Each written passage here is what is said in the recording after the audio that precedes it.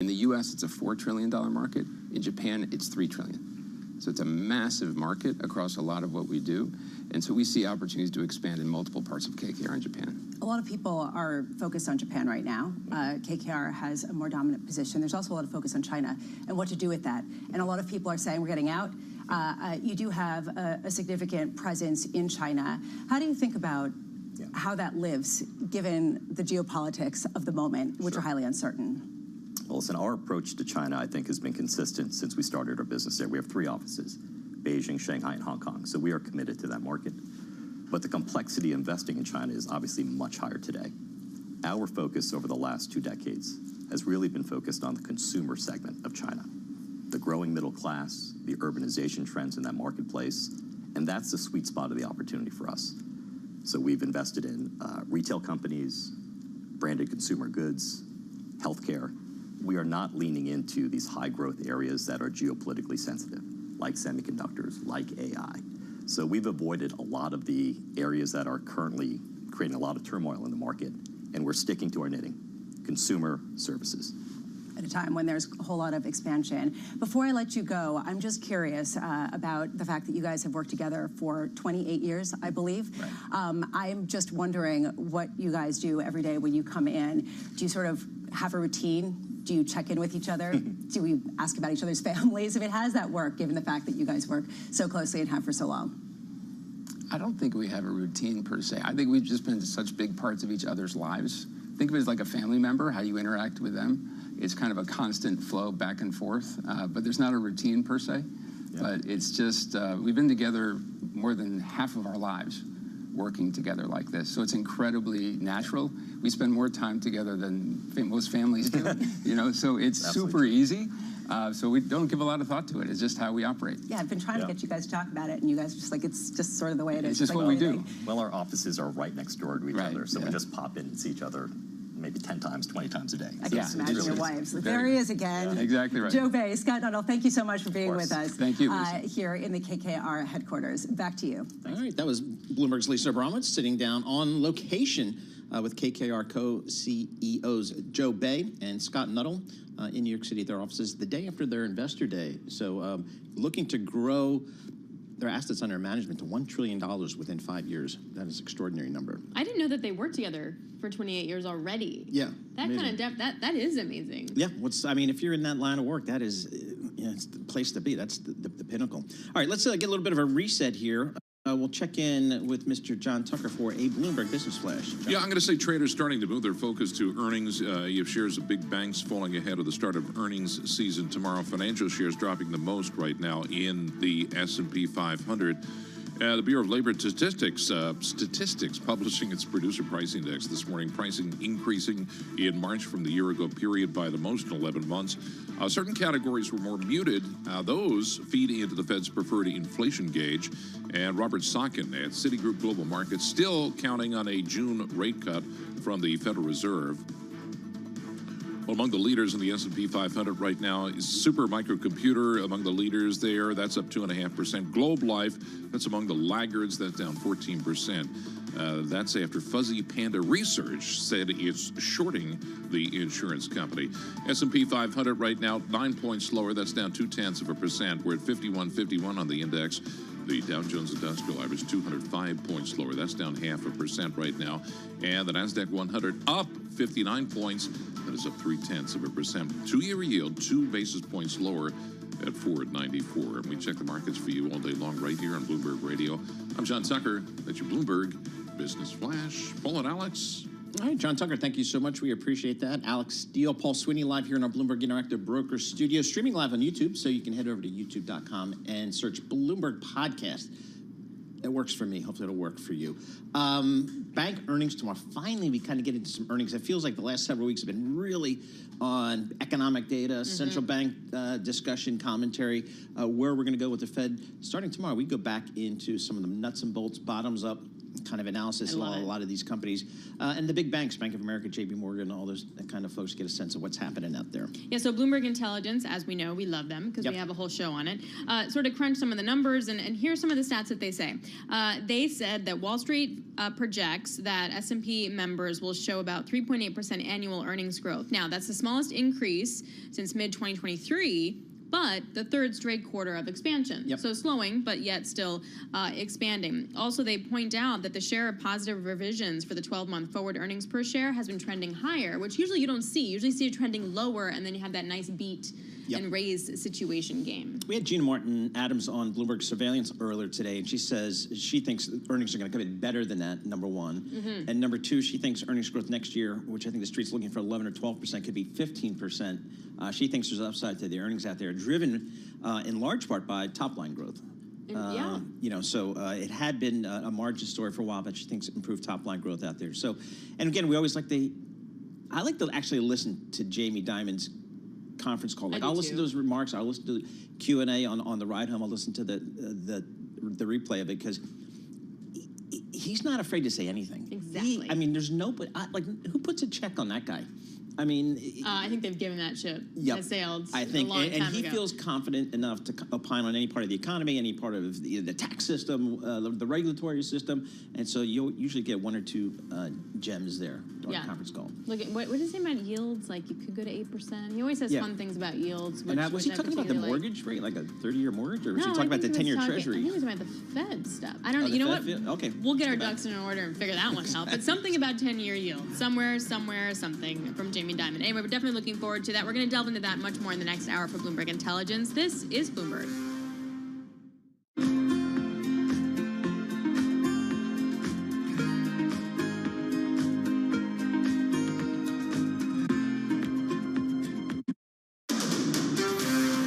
This is Bloomberg Intelligence with Alex Steele and Paul Sweeney. The real outperformance has been the U.S. corporate high yield. Are the companies lean enough? Have they trimmed all the fat? The semiconductor business is a really cyclical business. Breaking market headlines and corporate news from across the globe. Do investors like the M&A that we've seen? These are two big-time blue-chip companies. The window between the peak and cut changing super fast. Bloomberg Intelligence with Alex Steele and Paul Sweeney on Bloomberg Radio.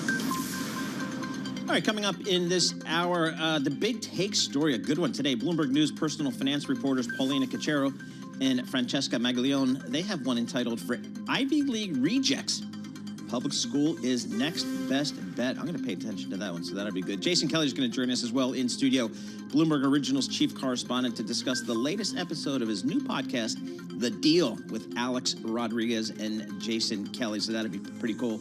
They're going to look at the world of sports, entertainment, media, how it all comes together, so we'll get a sense of what's happening there. Let's kick everything off here at the top of the hour with the Bloomberg Business Flash and John Tucker. Again? Again. Did we just do this? The stock market failing to hold on to earlier gains. Big banks, you have those shares falling ahead of the start of earnings season, which you mentioned, that begins tomorrow. Traders also waiting through the inflation data. You have the financial shares. They are dropping the most right now in the S&P 500, along with energy. Stocks did rise earlier today after we had that data that showed the producer price index trailing economist estimates. Treasuries right now, they are mixed. The more policy reactive 2-year yield, that's down 2 basis points. That's 494. The 10-year, the benchmark, up 2 basis points. That's at 457. Still, Ian Lingen at BMO Capital Markets isn't taking the possibility of a recession off the table. What I worry about, however, is that if we continue to get inflation prints at these levels, the Fed is going to find itself backed into a corner where they need to cause a recession if they're going to hold that 2% inflation target. You have the technology mega caps that are performing right now. Alphabet heading back toward what could be a $2 trillion market value. Information technology, in fact, is the best of the 11 major industry groups in the S&P 500, the best performer. The S&P 500 overall 8 points lower.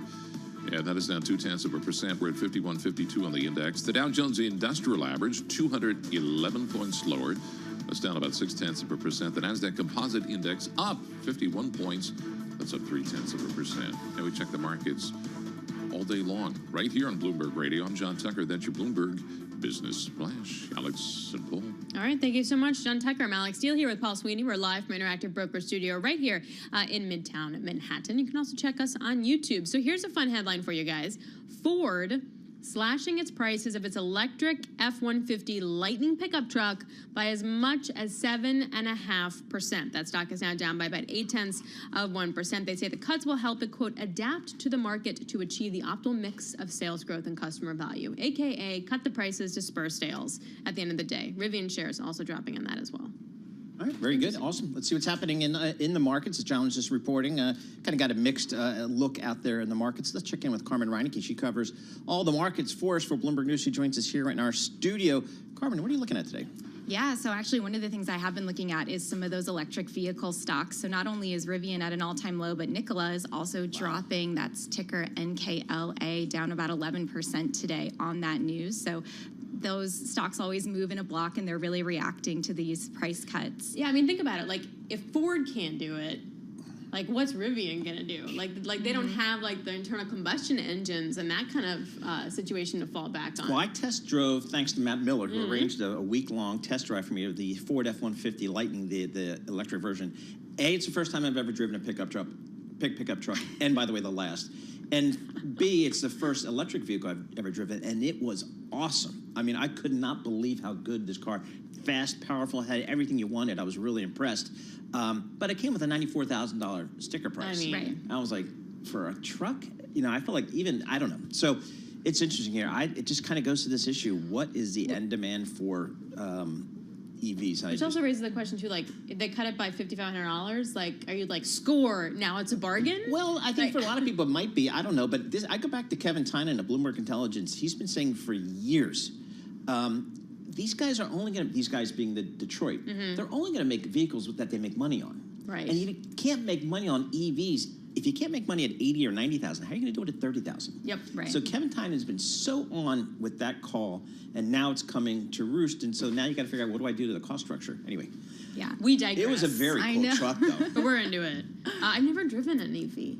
It's a totally different experience, and it's very cool. But like if you when you let up on the gas, it's like putting the brake on. Literally, it's putting the brake on. So as much as you rev up accelerating, it brakes. Totally whack. That's got to take a But while you to get used to, yes. You have to get used to it. Interesting. anyway. All right, Carmen, what else you got?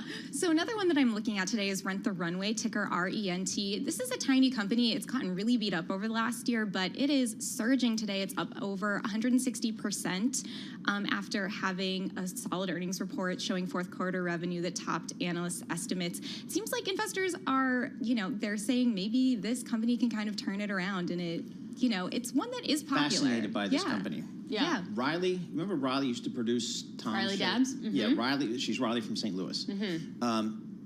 She taught me about this company. She explained how it works. I was fascinated by it because I kept saying, "How do you guys always come in with like great clothes every day? Aren't you guys like broke? Don't we not pay you anything?" She says, "Rent the runway." She explained the whole business model. Fascinating. So now what I think is interesting is they've done like personal stylists. Like you can upgrade what you do so you can get personal stylists to get different looks. And I feel like the upside to that is that it's more of an aspirational luxury thing. So it's like they're kind of tapping into a different mindset too, which may be helpful, I wonder. It's also super interesting because there is a competitor to this, Newly, which is owned by Urban. But I think Rent the Runway serves a different demographic. It's sort of like the older millennial, where I think Newly is a little bit more Gen Z, and the focus is totally different. So, yeah, I think Rent the Runway is super interesting, and I don't know. Wedding season is coming up.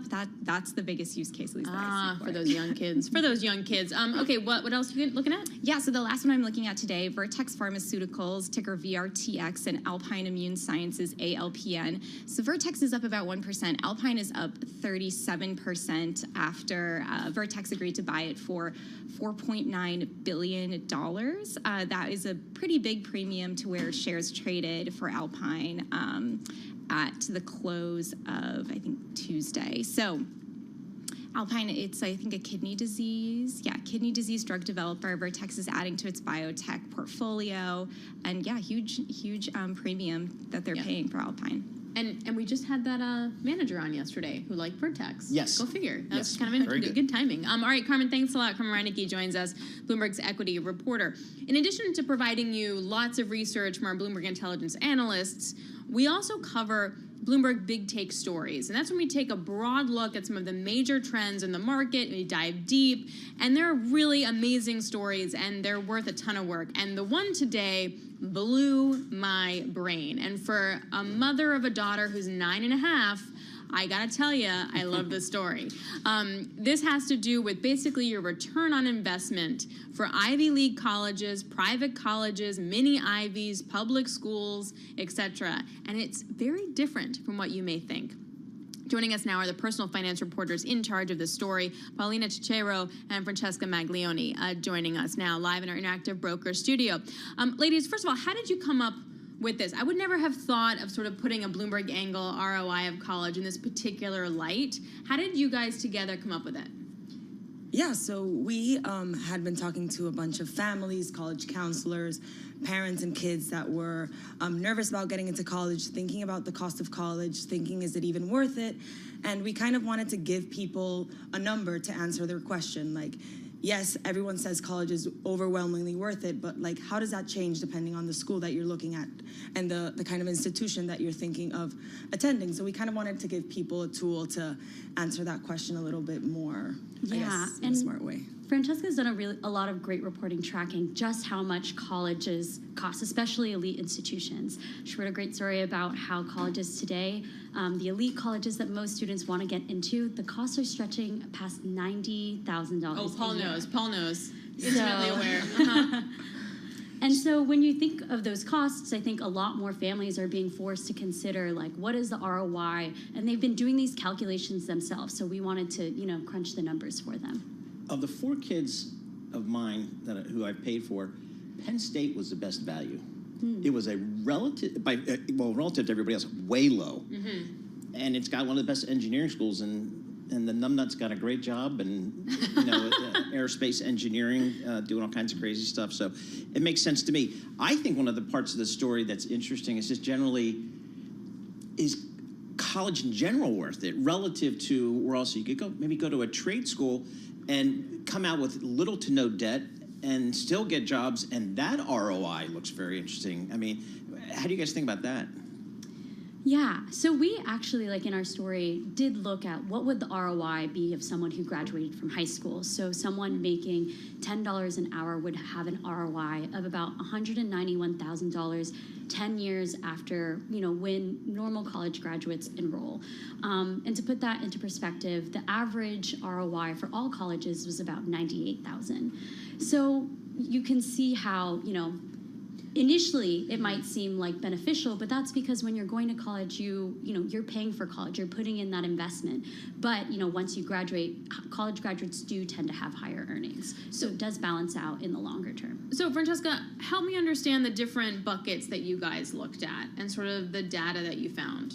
Yeah, so we wanted to understand what types of schools were doing better than others, and so we grouped schools by the Ivies, which obviously overperformed, as they do always. And then we looked at private elite institutions, which were a group of 63 schools that are any school that you would think of is competitive, selective, think Vassar, Oberlin, Wake Forest, those kinds of schools. Then we looked at public flagship institutions and other public and elite, other public and private schools. And what we found was that after you look at the Ivies, the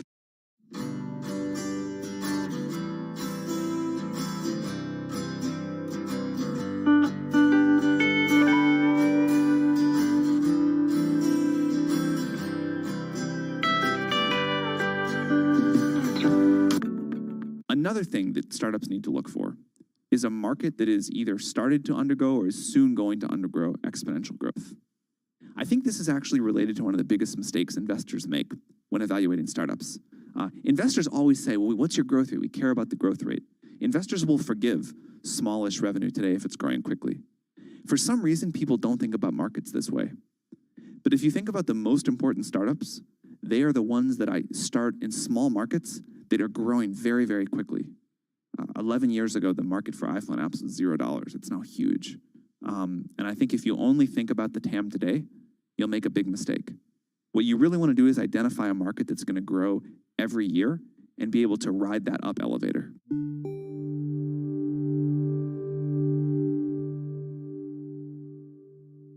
I want a bank that shows me what I spend instantly. We're Monzo. Give us a go. See? I want a bank that can help me budget for the things I need, like a new leather jacket for Bingo. We can do that. Bingo's my cockapoo. Hi, Bingo. It's a real faff to sign up. It takes less than 10 minutes. Ratio. You're on. Time's up. How'd you get on? It's a draw. Is it? We hear you, Bingo. You make Monzo Monzo.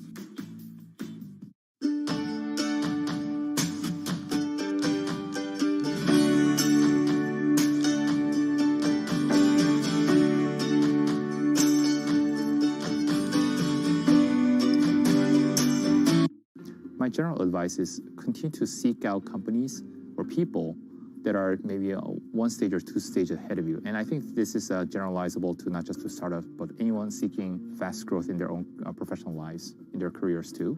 What does greatness look like?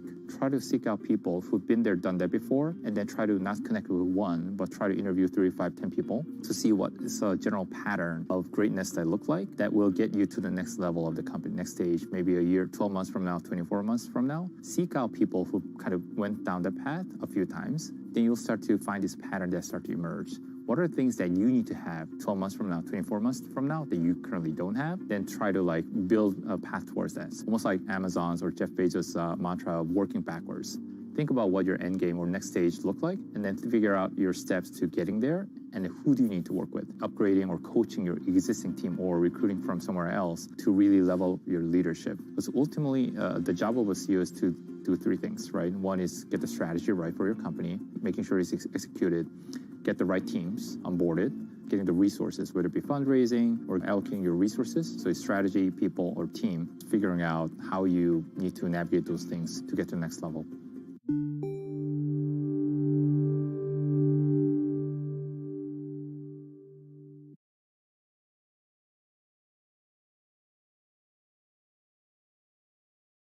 And one of the things that he mentioned was he knew he was someone who was ambitious and driven and was going to put the work in, that he had the same outcome as people who did go to these elite colleges. So sometimes it is very individual dependent if you're willing to put in the work and you're really ambitious. Right. And Says the Duke graduate.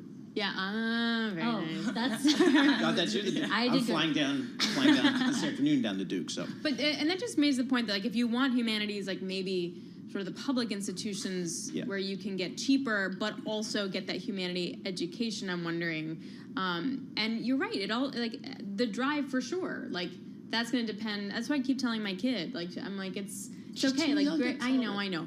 But it's like grades are important for sure. You got to get into a school, but like your ability to be a human is also more important. She did draw the whole, hey, do I have to go to college thing the other night out of like nowhere? And I was like, yeah, you do. I thought you said it didn't matter. And I was like, no, it didn't. I said it didn't matter where you went. Are you guys going to do this for New York City public versus private schools? Because I would really appreciate that ROI, please. Yes, exactly. They're not even All right, so I don't know if the data is available. All right, what's the biggest surprise that you guys had from your work here? The biggest surprise, I think that, there's a lot of intangible benefits that people think of when going to a prestigious school. This alumni network, this idea that it'll open doors and help you, climb the economic ladder. And I think what was surprising is that people felt, even with all that, and acknowledging that they did get those when they went to the prestigious schools, that, it's still, the cost of that college kept them from achieving the things in life that they thought really mattered, like being able to start a family, owning a home, even being able to buy a car. One of the people we spoke with said his student loan payments have been more than his rent, and have been since he graduated. Yep. So I believe it. I think I'm going to have this conversation with my daughter about helping out with a home purchase. I think that's coming Monday. Is that coming? I think that's coming Monday. She asked me to go to lunch. So I think that's kind I see. of Because also, like, priorities change. Yeah. Like, your priority that you're going to have when you're 18 is different when you're 30. Like, exactly. It's a holistic thing. I love the story. I'm, like, all into great. it. Thank you so much for writing USC it. and Duke, so some pretty good schools there. You guys feel like it was good, worth it? Yeah. Yeah. See? They did pretty decent ROI-wise, so Yes. that was really Okay. Phew. All right, Francesca, thank you very much. Francesca Maglione and also Paulina Cicero, thank you very much. I highly recommend that you do private versus public in New York City. Thank you. Next assignment. Good job. You can check out that article. It's The Big Take. Definitely check that out. It is definitely worth reading. If you have a kid or any grandkids or anything, it is worth talking about. This is Bloomberg.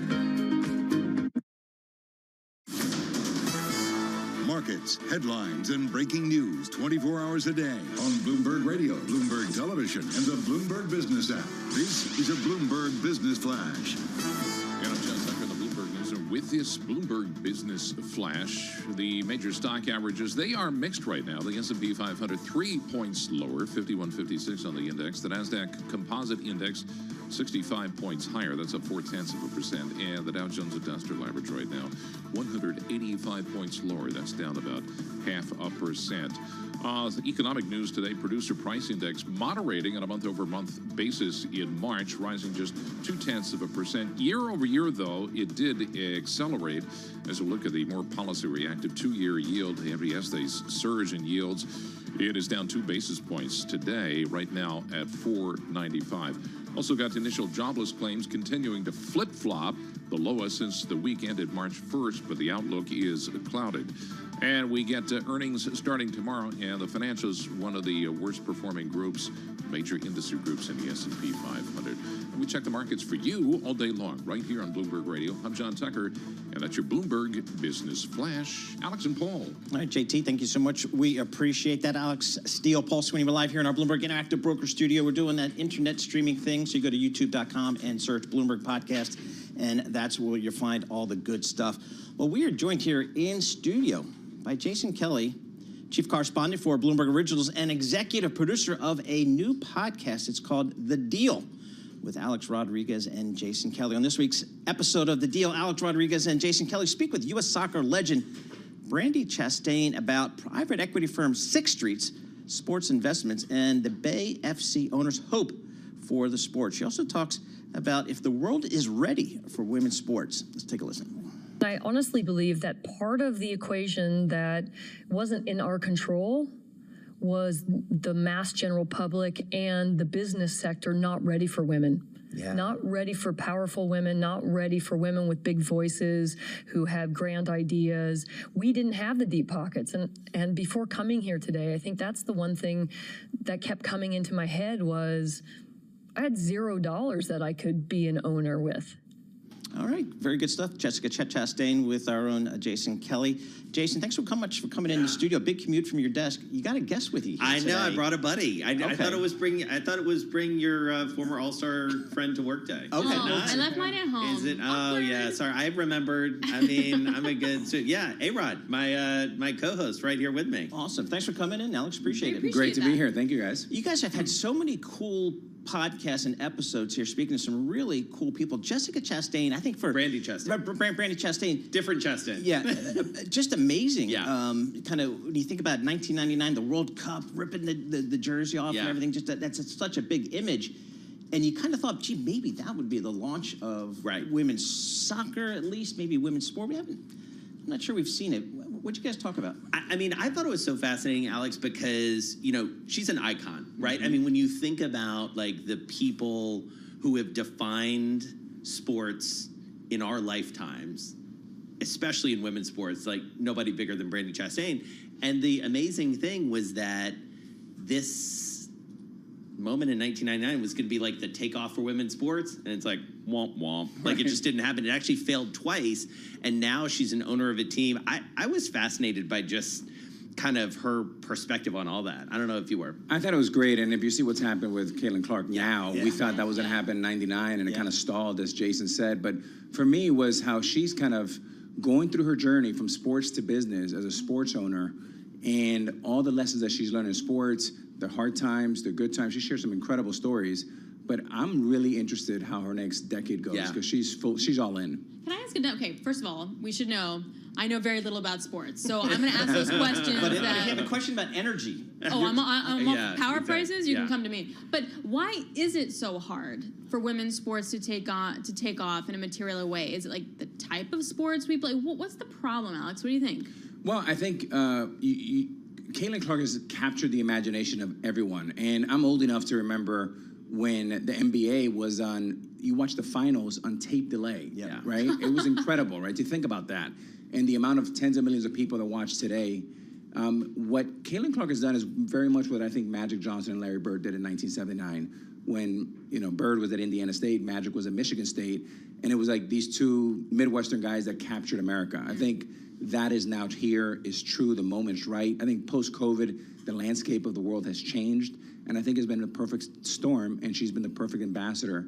To have almost 20 million people watching this is incredible. And by the way, more people watched the women's final this year than the men's final, first time in history. And that actually, I think, is one of the biggest points of this, is that there was long this assumption of, like, people aren't going to watch women's sports on TV, and so they just didn't put it on. I mean, shockingly, a bunch of men made a decision that people wouldn't watch women on TV. And then what happened was they saw, and you've seen this in your investment work, Alex, what they saw was when they did put it on the air, people watched, and then it just kept building. And I think the other really interesting thing that we learned from Brandi was this idea that the investment wasn't there initially. I mean, those two leagues failed because the two previous soccer leagues for women in the U.S. failed because they tried it for like a year or two, and they're like, oh, that didn't work.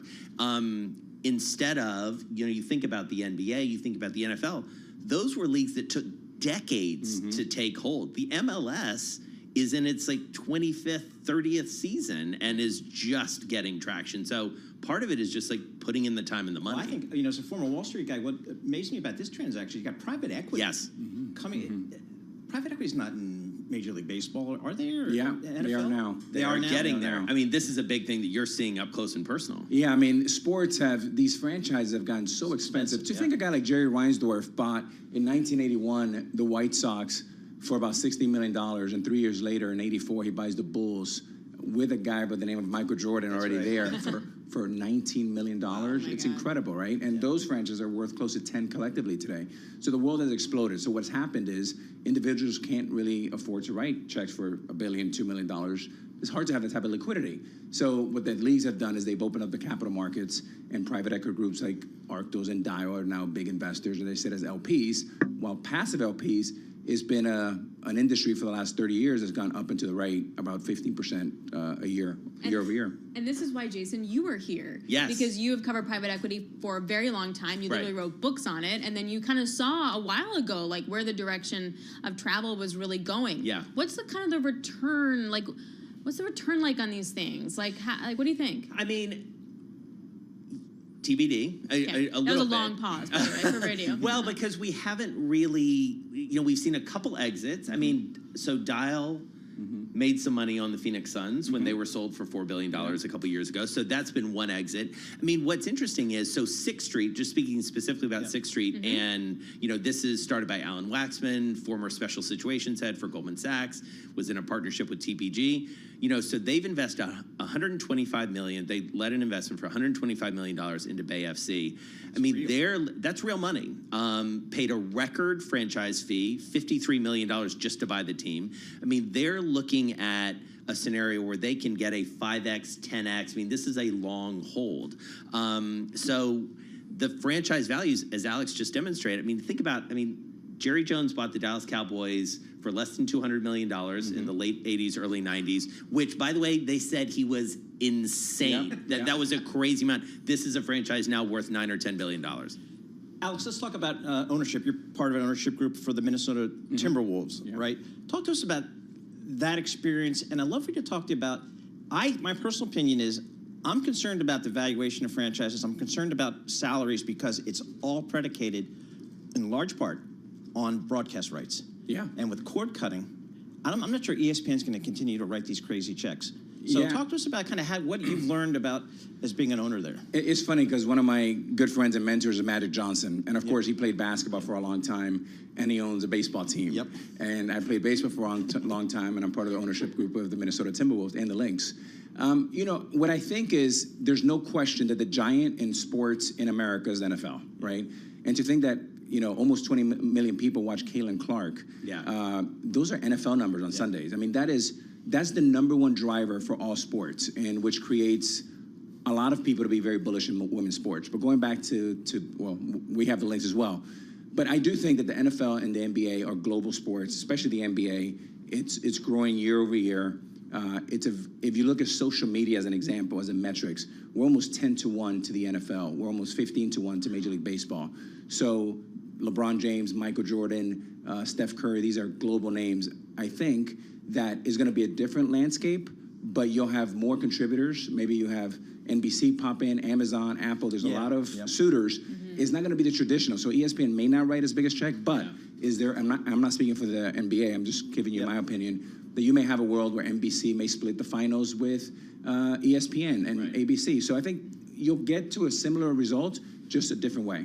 So you said those words, and I knew those people. So I feel like I'm not qualified to ask this question. But then for someone like me, who's a newbie who maybe wants to watch some stuff, like I don't know. I need like a spreadsheet to like find out like what's playing where, when, what time, like Amazon Prime, Netflix, something like that. And I wonder if that's going to be a hurdle. Jason, what do you think to like? I mean, it could be. I mean, and Paul knows this space better than anyone. There's been sort of a a fracturing, but now sort of a reconsolidation, it feels like, of how we're going to consume sports. I mean, you've followed this for years. You know that live sports, Alex knows it from being on television and being broadcast himself, people love live sports, and that it's one of the only things that actually keeps people coming back to live content. I do think, though, we are in this weird world where sometimes you don't know where to find it, and yet when you do, it attracts the eyeballs. My New York Yankees off to a great start this year. Yes. What's your scouting You could report? say our New York Yankees I don't know. in this room. Yes. Off to a great start this year. And what's your scouting report of them? Well, I think the Yankees have done a bunch of good things this year. Excuse me. One of them is they've introduced baseball people back. If you think about the powerhouse of the Yankees, they've been built by great baseball people like Gene Michaels, Stick Michael, as they call him. Lou Piniella, Billy Martin. They've gone away from that the last 4 or 5 years, and they've suffered tremendously. The fact they brought baseball people back in, they brought a much more balanced lineup, meaning, Alex, there's more lefties than righties. Historically, Yankee Stadium is better for lefties. Really? Last year, they had like 9 righties in the lineup, which is way too much. They've gone back to a much balanced lineup, and now they have the best 1-2 punch in the sport with Aaron Judge and Juan Soto. The challenge is, do they have enough pitching, is one. And two, have they cornered themselves by bringing in Juan Soto and not have a long-term contract? When now, is he going to want the Ohtani contract for $700 million? And is he just a one-year wonder here in New York? I think he's going to have a massive year. The question is, can they keep him? Second question is, do they have enough pitching to win the title? Well, let me ask you that question. We like to think, New York fans, that New York is a selling point. Everybody would love to be. If you can be a star here, you can be a star anywhere. And there's nothing better to be a star than New York City. A lot of players, I think they find it hard to play in New York. What was your experience coming to New York? I know you're a New Yorker, so you kind of know this, but some of the people you saw during your career. No, Paul, you're exactly right. I mean, some people, the kitchen's maybe a little bit too hot for some players, and you know right away if they're uncomfortable. It's a different place. It's the biggest media market in the world. As they say, the pinstripes are very, very heavy, and not everyone can carry them. Juan Soto is obviously one that is going to play and play really well. Aaron Judge, the Jeters of the world, they're icons for life because they won here in New York. But some, I mean, they melt into the sun. I mean, you've seen a couple over the last 4 or 5 years that were a shell of themselves, and you quickly have to pivot and get them out of here. One interesting thing on that note, first of all, we talked to Michael Strahan about that on a previous episode of The Deal. One person we are literally going to tape with today, it's one of the reasons Alex is in the building, is Stephen A. Smith. And he's actually talked about Soto and like the power of the pinstripes, maybe enough to lure him in to stay. So tune into that episode of The Deal coming up in a few weeks, because Stephen A., he's got literally some takes. That's his whole job. That's what he does. And what a career. So this is really cool. Like, what you guys do is super fun. Jason comes in and he talks about it. You can tell he's like totally digging this. What's it like to work with Jason Kelly? How do you manage that guy? Like, what is the ego, the diva? Alex, we already made a deal this morning because we are, he's covered private equity. He's a great writer. So I say he writes and I use the bat. So I hit, he writes, and we make a good team. But no, Alex, in all seriousness, is really the intersection of Jason's career, mostly here at Bloomberg, and my career, mostly with the Yankees. And the fact is, what we're talking about is exactly both. And we live in a world where it used to be sports and media and culture. Now all three have come together. And that's what we try to take away. And then also a lot of lessons learned in this world of Shark Tank, where young people want to be more entrepreneurs than athletes. Right? And that's, I think we're serving up and teaching and hoping, inspiring through storytelling a lot of great And I like lessons. what you guys do, kind of bringing sports, entertainment, all that together. And we're seeing it actually now in college sports with the NIL, the transfer portals. A lot of these kids are able to monetize their value. Totally. But there's some downside to that, it seems like. If you talk to, Coach Jay Wright at Villanova, or maybe even Coach K, who I'm going to see today down at Duke, or some others, they're saying, boy, I'm not sure, maybe we've gone too far. What do you think, Alex, about what's happening in the college ranks about paying some of these athletes? It's a very dangerous road. It's a very dangerous and very slippery. And the reason why I love that players are getting, the finances and all of that, but maybe there's a structure where there's more parity. Maybe there's a structure where kids don't get the money when they're not ready for it, and they get in trouble by not knowing how to pay taxes. And is this more of a liability than an asset? I'm all for somebody getting market value, but is there a world that we can, hold until they're 30 or 35 until they get the majority of that, where that money's compounding for them? So gift and the curse. And the other part is that I'm concerned is we want to teach. Coach K is one of my great friends and one of the great personalities in all of sports. You want athletes to be around Coach K for 3 or 4 years, not just one. Great point. So, and same thing with Calipari and all of that. So we want to teach these kids that, the power of restriction and to be able to wait a little bit before they get, the marshmallow, as they say. Before we let you go, and this is a question we ask everybody, so hey, why not you? What are you going to buy now? What do you like? This is a question we ask the portfolio manager. You've got a lot of investments. Yeah, so what do you like? That is a great question. I mean, I'm so excited about the Minnesota Timberwolves and the Lynx. And we've done a lot of good work over the last 3 years. We've been in first place for most of the year, only 2 games remaining. So we're poised to make a good run, hopefully in the postseason. But look, I think you wake up every day, you're prepared, you're ready for opportunities. That's exactly how the opportunity of the Timberwolves came up and the Lynx. So the answer is, I don't know, but we're always looking. What are you guys going to ask Stephen A? I can't imagine. This thing could get heated quickly. Stephen A. What I'm really interested in with him is the business of Stephen A. Yeah. Because he's a game changer in so many ways. We both had a chance to read his book ahead of this. This is a guy who completely reshaped the business of sports media by sheer force of will. Got knocked down a bunch. He had a great mentor in Mark Shapiro, another upcoming guest on the deal. I'm just touting all of our guests here. It's what I do. Shameless plug. Shameless plug. That's my middle name. But, for Stephen A., I think we don't know where it's going to go. We know he doesn't like the Dallas Cowboys. Well, he doesn't, and he does love the Yankees. And I just say in conclusion with Stephen A., it's really a story of rags to riches, but it hasn't been straight up and to the right. To think, most people forgot this.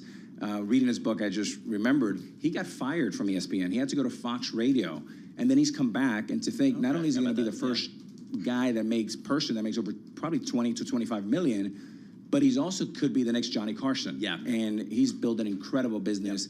And I can't wait to ask him. And then Michael Strahan, talk about another amazing career coming in entertainment. All right, guys, thanks very much. Podcast, it's called The Deal with Alex Rodriguez and Jason Kelly. On this week's episode of The Deal, Alex Rodriguez and Jason Kelly speak with U.S. soccer legend Brandy Chastain about private equity firm 6th Street Sports Investment and the Bay FC owners' hope for the sport. She also talks about if the world is ready for women's sports. So take a listen to that good stuff. With our news in New York City, here's Michael Bart. Thank you very much, Paul, Alex, and John. There's late word that former football standout O.J. Simpson has died. In 1994, Simpson was accused of and ultimately acquitted of the brutal murders of his ex-wife and her friend. According to his family, Simpson succumbed to his battle with cancer. He was surrounded by his children and grandchildren. Orenthal James Simpson was 76. House Republicans have sunk a procedural vote on the Foreign Intelligence Surveillance Act, or FISA. Bloomberg's Amy Morris reports from Washington. Members of Congress and civil liberties groups have criticized the surveillance tool as sweeping up data from Americans, which the intelligence community can then search. But House Republican hardliners prevented debate at the urging of former President Donald Trump, who says the power was used to spy on his campaign. He has not provided evidence to support that. Now, this is the 7th time during this Congress that far-right members have tanked a rule allowing debate and votes on legislation. It is a sign of growing unrest as House Speaker Mike Johnson struggles to unite his conference. The FISA bill expires April 19th. In Washington, Amy Morris, Bloomberg Radio. Ukraine says the Kyiv region's largest power plant has been destroyed by a Russian strike. The White House is announcing plans to close the so-called gun show loophole. Under the new rule, background checks will be required before anyone can buy guns online or in person at gun shows. Attorney General Merrick Garland addressed a plan in the video statement this morning. Gun violence has devastated families across the country. For many, it has meant the loss of a parent, a child, a student, a fellow officer, or a friend. That is why the Justice Department is bringing every available resource and every authority we have to the fight against gun violence. It should be noted that Michael Bloomberg, founder and majority owner of Bloomberg News parent Bloomberg LP, helped found and is a current supporter of Every Town for Gun Safety, which advocates gun safety measures. Finally, on the Masters, we got a 4-way tie for the lead, including Eric Van Rooyen, Taylor Moore, Danny Willett, and Bryson DeChambeau, all at 1 under. Global news 24 hours a day and whenever you want it with the Bloomberg News Now. I'm Michael Barr, and this is Bloomberg. Paul, Alex, John? All right, very good. Michael Barr, thank you so much. We appreciate that. Alex Steele, Paul Sweeney, live here in our Bloomberg Interactive Brokers studio. We're streaming live on YouTube, so head over to youtube.com and search Bloomberg Podcast, and that's where you find us here. Let's talk about the food and beverage business a little bit. Constellation Brands, they are a $50 billion market cap company based in Victor, New York. And they reported some numbers here today. So let's break it down with Ken Shea, Bloomberg Intelligence Senior Consumer Products Analyst. Ken, remind everybody what Constellation Brands is. What are the big brands that they have, and how's business going? Yeah, hi, Paul. Well, Constellation Brands is well known for its line of Corona beers. Nice. And increasingly Modelo, part of that family. It also makes Woodbridge wines, High West whiskey, pretty much a portfolio of beer, wine, and spirits brands, but again, mostly skewed towards beer. So how'd they do? Walk us through more stuff. So the quarter, I think the backdrop, first of all, was for a slow quarter, for most wine and beer companies right now and spirits. Given some recent results from Brown-Forman and Duckhorn Portfolio, they're a producer of wines. Well, they're all saying, trade inventory reductions stemming from cooling demand across all alcoholic beverages was kind of the backdrop to this earnings report. So when it came out, it beat expectations. Beer sales were up 11%. Wine and spirits were weak, but again, this is mostly a beer company. And so that's why it was perceived very positively, because this was a dose of good news, an otherwise very cautious market. So the company's doing basically what it said it would do. It had good results for beer. It reduced debt some more. It's committed to expanding its big brewery operations down in Mexico, increased the dividend 13%. So from a shareholder point of view, they're doing the things they said they would do, and the beer results beat expectations, and that gave the market a dose of good news today. Stock hitting a 52-week high today, up about 10.6% year to date, up about 19% over the past 12 months. What's the growth story here? Is this? Oh, I guess let's go another way. What's Constellation saying about the consumer in general? Because there's a lot of concern out there as we look at some of the big data coming out of Washington, D.C. about the consumers, inflation, and all that type of stuff. What are they seeing?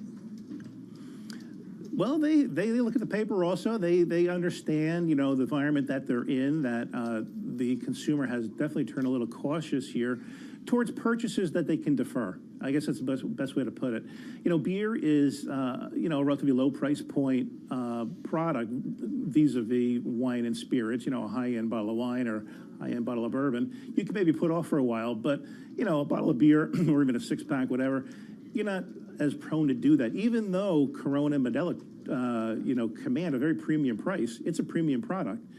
So they're aware that they can't just keep, tacking on big price increases. They're aware of what's going on. But they see the consumer is resilient, particularly for beer right now. So, Ken, when we get you on, we like to talk about all the things. And one of the things we like to talk about is weed, because you walk down the street in New York City, you get the wafting. I think it smells good. Right. Let's clarify this, that Ken covers the cannabis stocks as well. Yes. It's not that he is maybe does the connoisseur of the weed. Right. He's not our You're right. distributor. I did not frame this correctly. Ken, you're an analyst that also covers the cannabis stocks. When I walk around in New York City, I smell a lot of cannabis products. How are these companies actually doing? Well, Alex, they're doing pretty well from a sales point of view, from an EBITDA point of view. But, the taxation on cannabis companies is so onerous that not very many are profitable from a GAAP accounting point of view.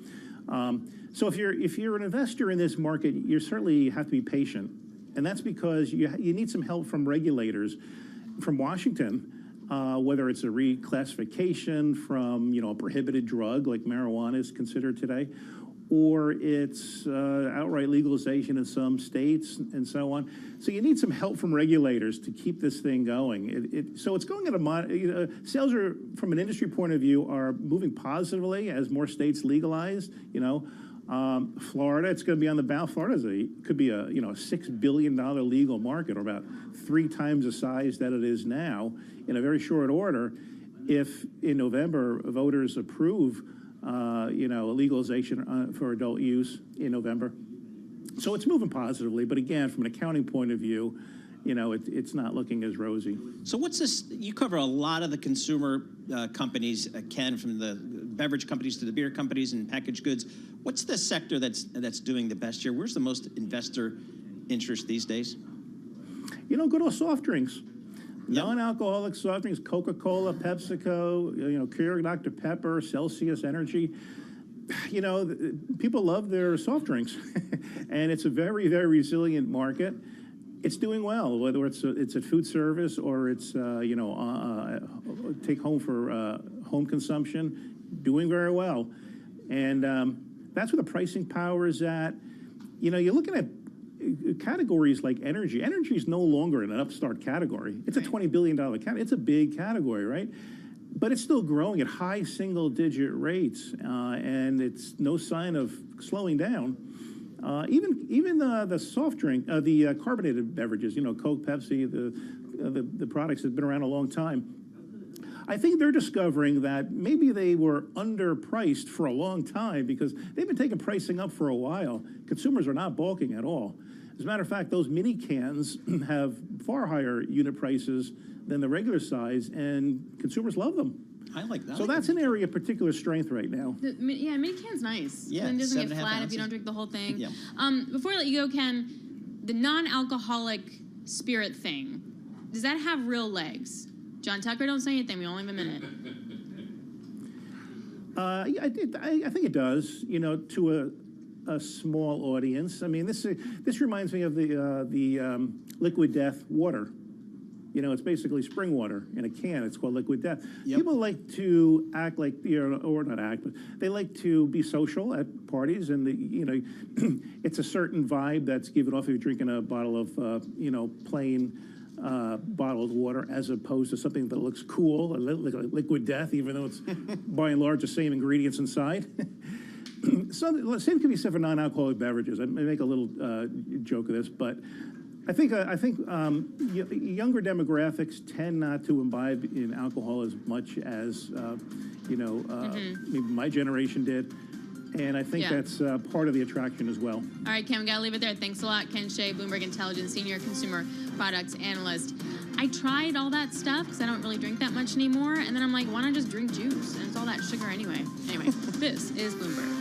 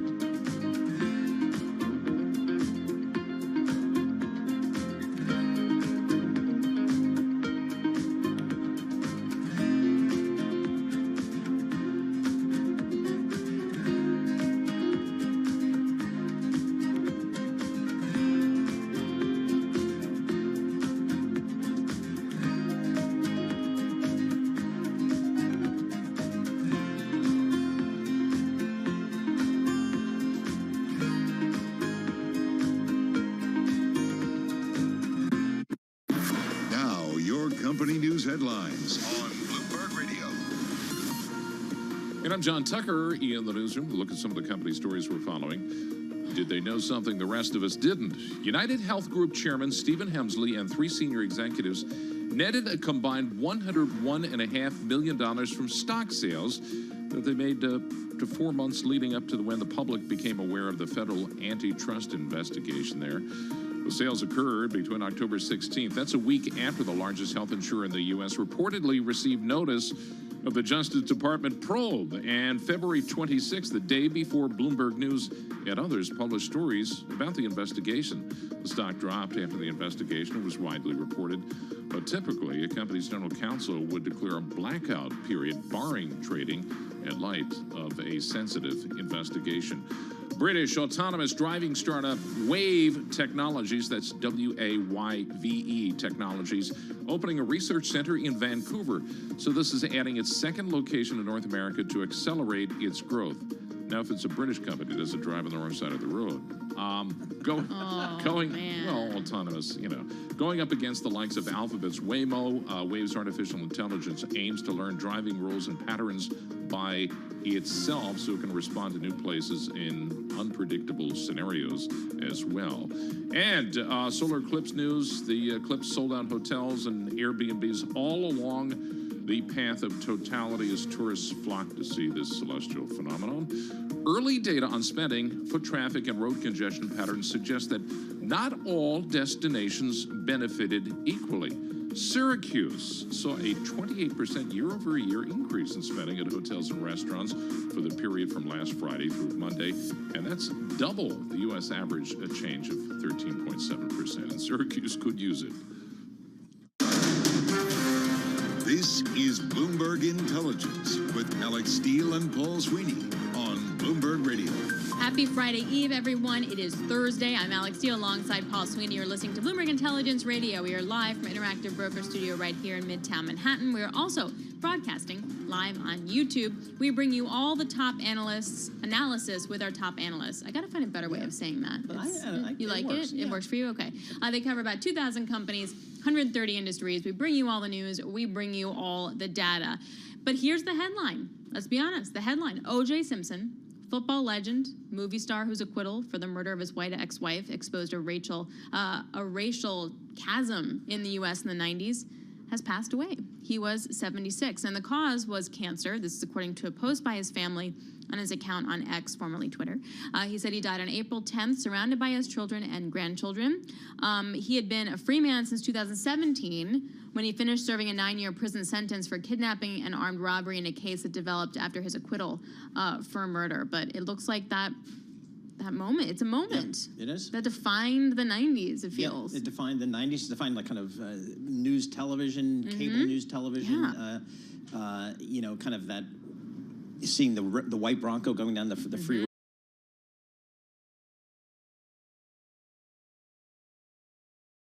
That today. Yeah, and also just to remind everybody, so he had his first wife, Marguerite, who he married in 1967, and they had 3 kids. And then they divorced in 79, and then he married Nicole Brown in 1985, and they divorced in 92 after she had accused him numerous times of assaulting her.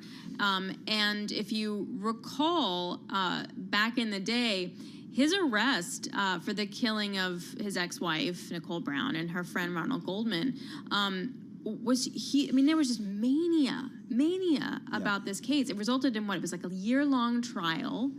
The judge and lawyers became like household names that you talked about at dinner parties. I was in high school, and we were still like super engaged in it also.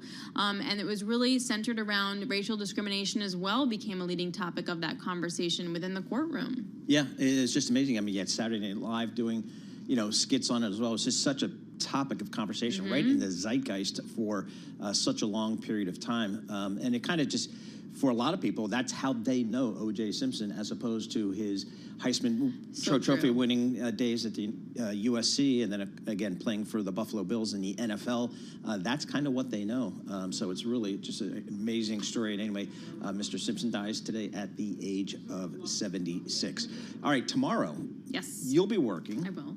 And you'll be following some bank earnings, won't you? I guess some bank earnings, yeah. So that means we talk to Allison Williams from Bloomberg Intelligence. We'll talk to her for quite a long time. We get J.P. Morgan. I think we get Bank of America and Citi are also out tomorrow. They kind of change their days, but you definitely get J.P. Morgan, and that really becomes the benchmark, particularly as their trading unit and their investment banking unit just sort of kept crushing it. Well, definitely their equity trading unit and their fixed income unit kept crushing it, and then that really put the pressure on everybody else as well. So we'll be looking for that. It's always the expectations game. Yes, you do. Actually, I should point out that Bank of America is next week, but you get J.P. Morgan tomorrow.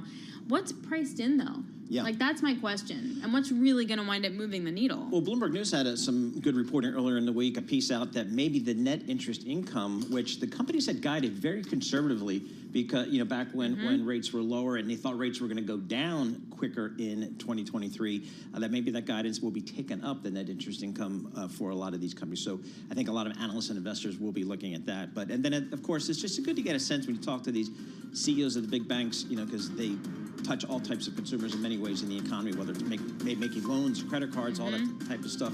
And then, of course, Jamie Dimon in and of itself is usually some good theater. So we'll have all that coverage for you tomorrow. S&P 500 up 9 points. Balance of Power with Joe Matthew from Washington, D.C. That starts right now.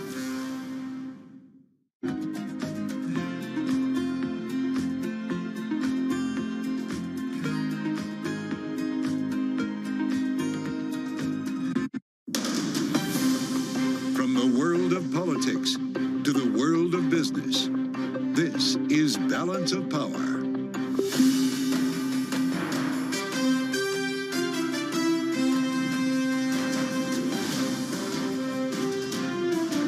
Live from Washington, D.C. Russia renews its offensive in Ukraine. Welcome to the fastest show in politics.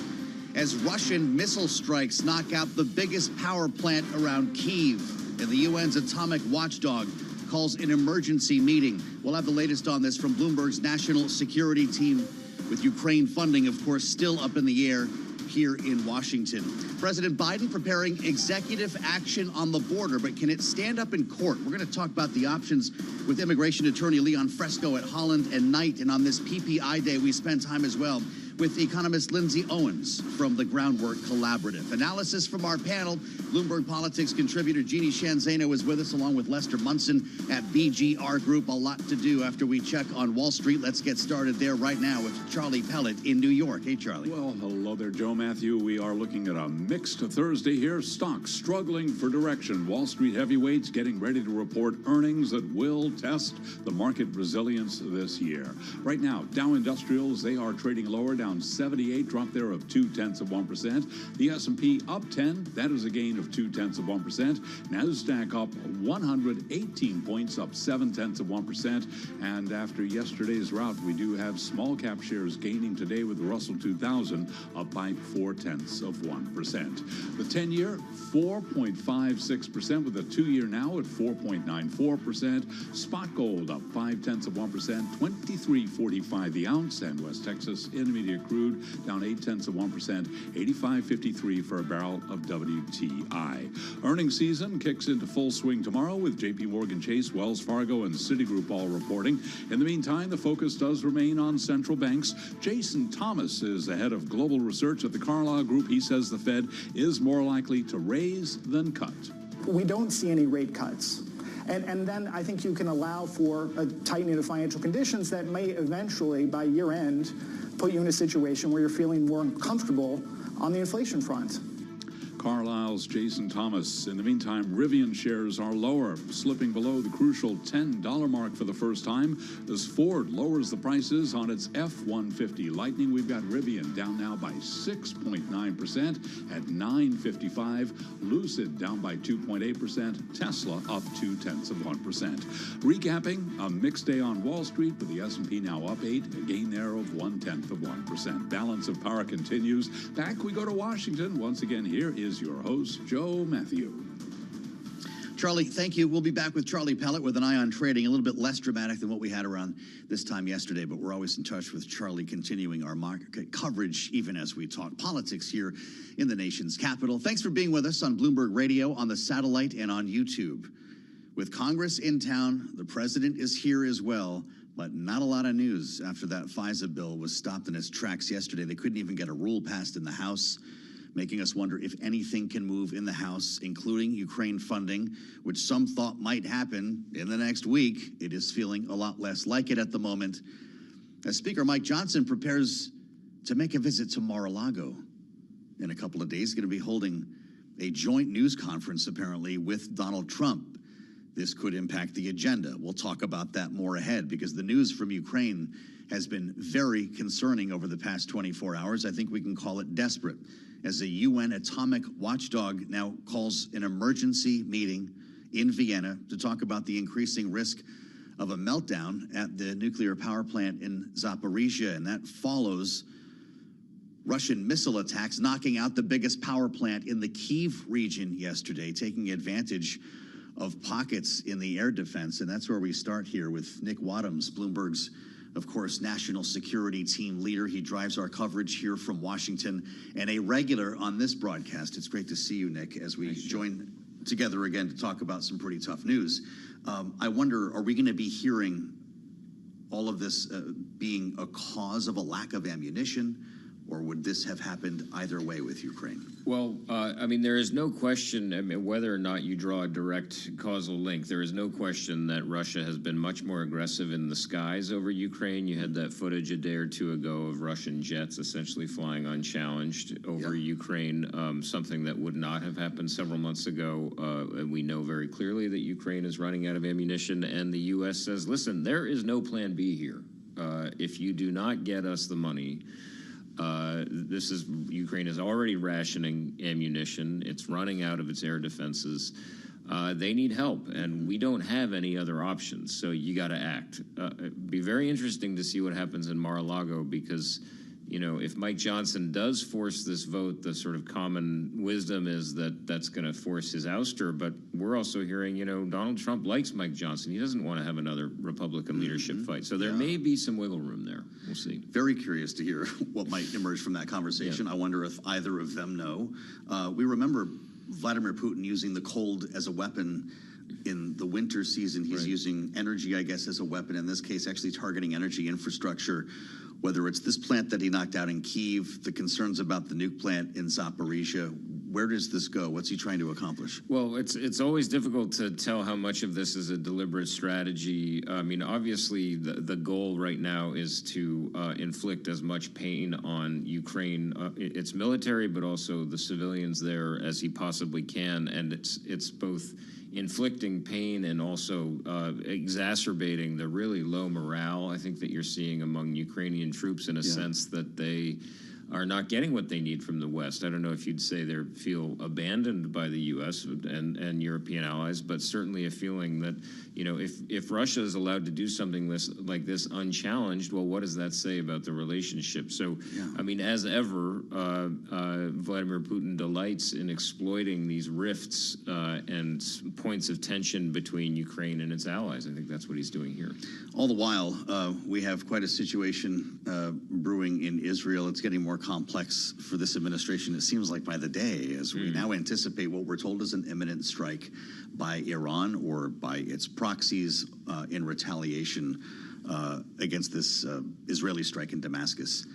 Do we believe that something like this could be originated from Iranian soil, or would this be from Yemen or somewhere else? You know, it's a great question, because the thing that you really have not seen in this conflict so far is Israel and Iran going toe-to-toe against each other directly. It's all been playing out through proxies. So, I mean, yes, you had Israel targeting Iranian generals, but they were based in Syria. So it was, yes, they were going after Iranian forces, but there was that half step that they were actually in Syria. So, you know, a direct strike from Iran on Israel, or vice versa, frankly, that was actually publicly acknowledged, would be a huge escalation. So we're all, I mean, this is occupying all of our time at the moment, trying to figure out what the contours of this strike would be. But what is clear, I mean, as President Joe Biden said yesterday, They are anticipating. They do have strong evidence that something is coming. The question is what and how escalatory it's going to be. That's we are laser focused on that. And we have a high-ranking military official in Israel right now talking about how they respond to the response. Right. Would that be coordinated with the U.S. either way? Well, yes. I mean, it's a very interesting dynamic there because the U.S. Defense Department has played a role in advising Israel on its responses, both to Hamas, but also in this proxy fight. But, you know, it hasn't always been the case that Israel has taken that advice, and there has been some frustration in the Pentagon that, hey, we're sending you these assets and you're not listening. You're not paying attention to us. So again, you get back to that other really festering issue, which is the continued tension between the U.S. and Israel. Something tells me we'll talk again soon. Yeah, if you'll come back to help us out. Great to see you, Nick, as always. Nick Wadhams just doing great work, as always, on Bloomberg's national security team here in Washington. They have a very important corner of our bureau, and we really do rely on them. Certainly since I've been here at Bloomberg, considering everything that has gone on around the world and is continuing to unfold here, we'll stay in touch with Nick for you. Here at home, the president actually talking about this today in a trilateral meeting with the Prime Minister of Japan, who, of course, was in town yesterday, and you're adding the president of the Philippines today. All of this with an eye on China. But as we heard from the Prime Minister, Kishida, the Prime Minister of Japan, before a joint session of Congress earlier, they are deeply invested in this situation in Ukraine, with an eye on China as well. It's interesting how these stories overlap.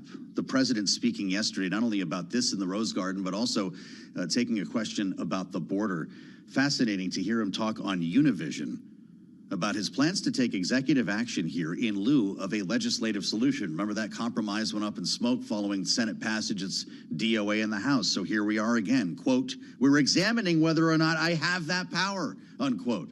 The president himself does not know if this will hold up in court as he seeks to tighten the definition of asylum. And we wanted to get more into that today with somebody who has some experience in that field. Leon Fresco is with us.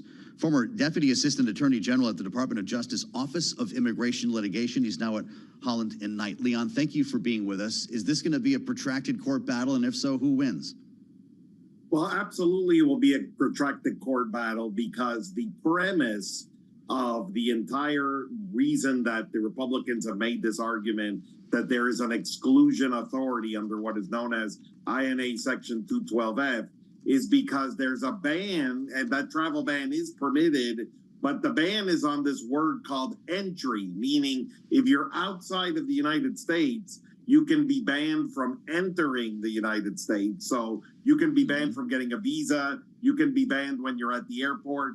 But here's the problem. Once you've crossed illegally, there's hundreds of years of case law that says that that is an entry, which is why you can be charged criminally with illegal entry. And so then the bar doesn't actually apply to you because you've already entered. And at that point, then the question is, well, can you ban people from applying for asylum? And so the answer is yes, but that doesn't mean you can ban them from applying for something else, which is called withholding of removal, which is a statutory relief that is short of asylum, but that lets people stay. And so these bars, those are the two problems with them. Is one, will a court actually let you get away? Will a court actually let you get away with not calling it an entry when someone has already entered and saying, yes, we can kick them out because they haven't actually entered? That's one thing. And then can you actually ban them from applying for any sort of relief? And in both of those were things tried by President Trump, and President Trump was unsuccessful on both of those grounds in the past.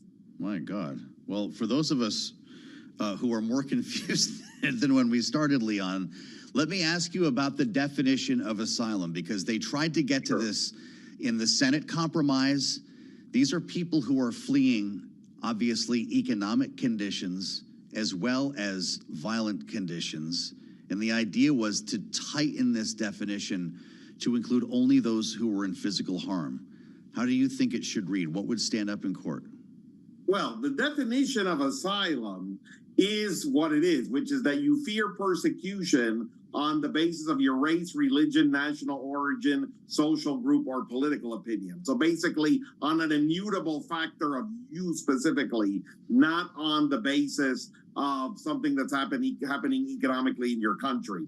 The problem has been with the burden of proof you have to show to make your initial case that allows you to stay for many years. And people have thought that that initial burden, which is called credible fear, which is one where you basically have to show the test is a significant possibility that you could win, was too low.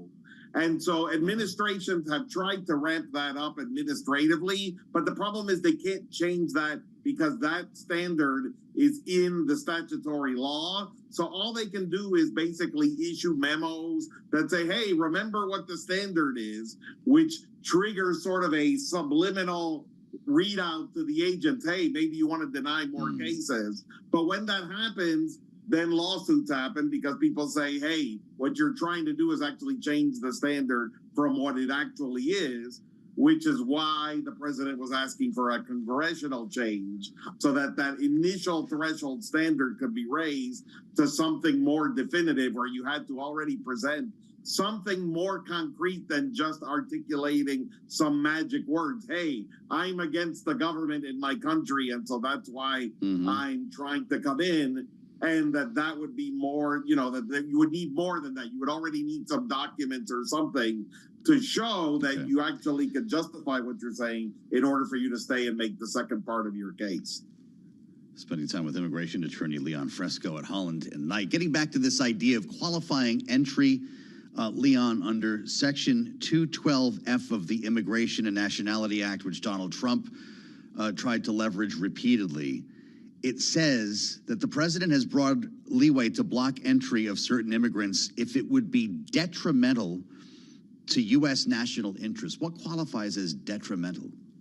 So there, in the Trump versus Hawaii case, the court actually gave President Trump, the Supreme Court, and that was when we had the travel ban, which first started with, during the election, the allegation that he would ban all quote unquote Muslims, and then it kind of shrunk into a seven country ban, and it was more security oriented than Muslim oriented. It was about whether those countries had specific security thresholds in place. But in any case, the Supreme Court gave broad authority to presidents to be able to say that that was not reviewable, that issue. They only had to say that there was this reason, and as long as a reason was articulated, then it wasn't reviewable. So the reason itself was not relevant as long as it was articulated. And so that's a huge standard. But again, the problem isn't that. The problem is that the people coming across illegally are already entering, which is what makes them liable for illegal entry. So then you can't ban their entry because they've already entered. The entries that can be banned are people who are outside or who are at the port of entries or who are at the airport, but not the people who crossed illegally. Leon, you're reminding me why I'm not a lawyer. President Biden says, we're examining whether or not I have that power. What's his legal team telling him? What should they be telling him today? Well, I think he's getting two kinds of advice. One kind of advice is, look, just do it. Have the court say it's illegal and say, you see, I did everything I could. You Republicans told me everything, told me I had this power. I clearly didn't. Let's get back to the drawing board and let's negotiate something. And then the other lawyers are telling him, you can't do it and you shouldn't do it because we don't pass laws here that are going to get enjoined by the court. We swore an oath not to do that. And he's just got to decide which advice he wants to take in that situation. You think he's got an angel on one shoulder and a devil on the other? Correct. And this is always the 50-50 burden of any president in this situation is, do you do it? Now, you're always going to have a credible argument because you don't want the lawyers going to court to get in trouble or get disbarred that they've made a ridiculous argument. So you're going to have to do something that's at least credible enough to pass the threshold of the lawyers being sanctioned. But the point is, if you think you're going to win, then that's really when you should move forward. But he might do it not thinking he's going to win just so he can prove everybody that they were wrong. I hear you. Because he never had that power in the first place. Hey, Leon, thanks for coming to talk to us today. Leon Fresco, Holland and Knight, as we try to figure out President Biden's next move on this one or what the courts might say. Much more ahead on Balance of Power. This is Bloomberg.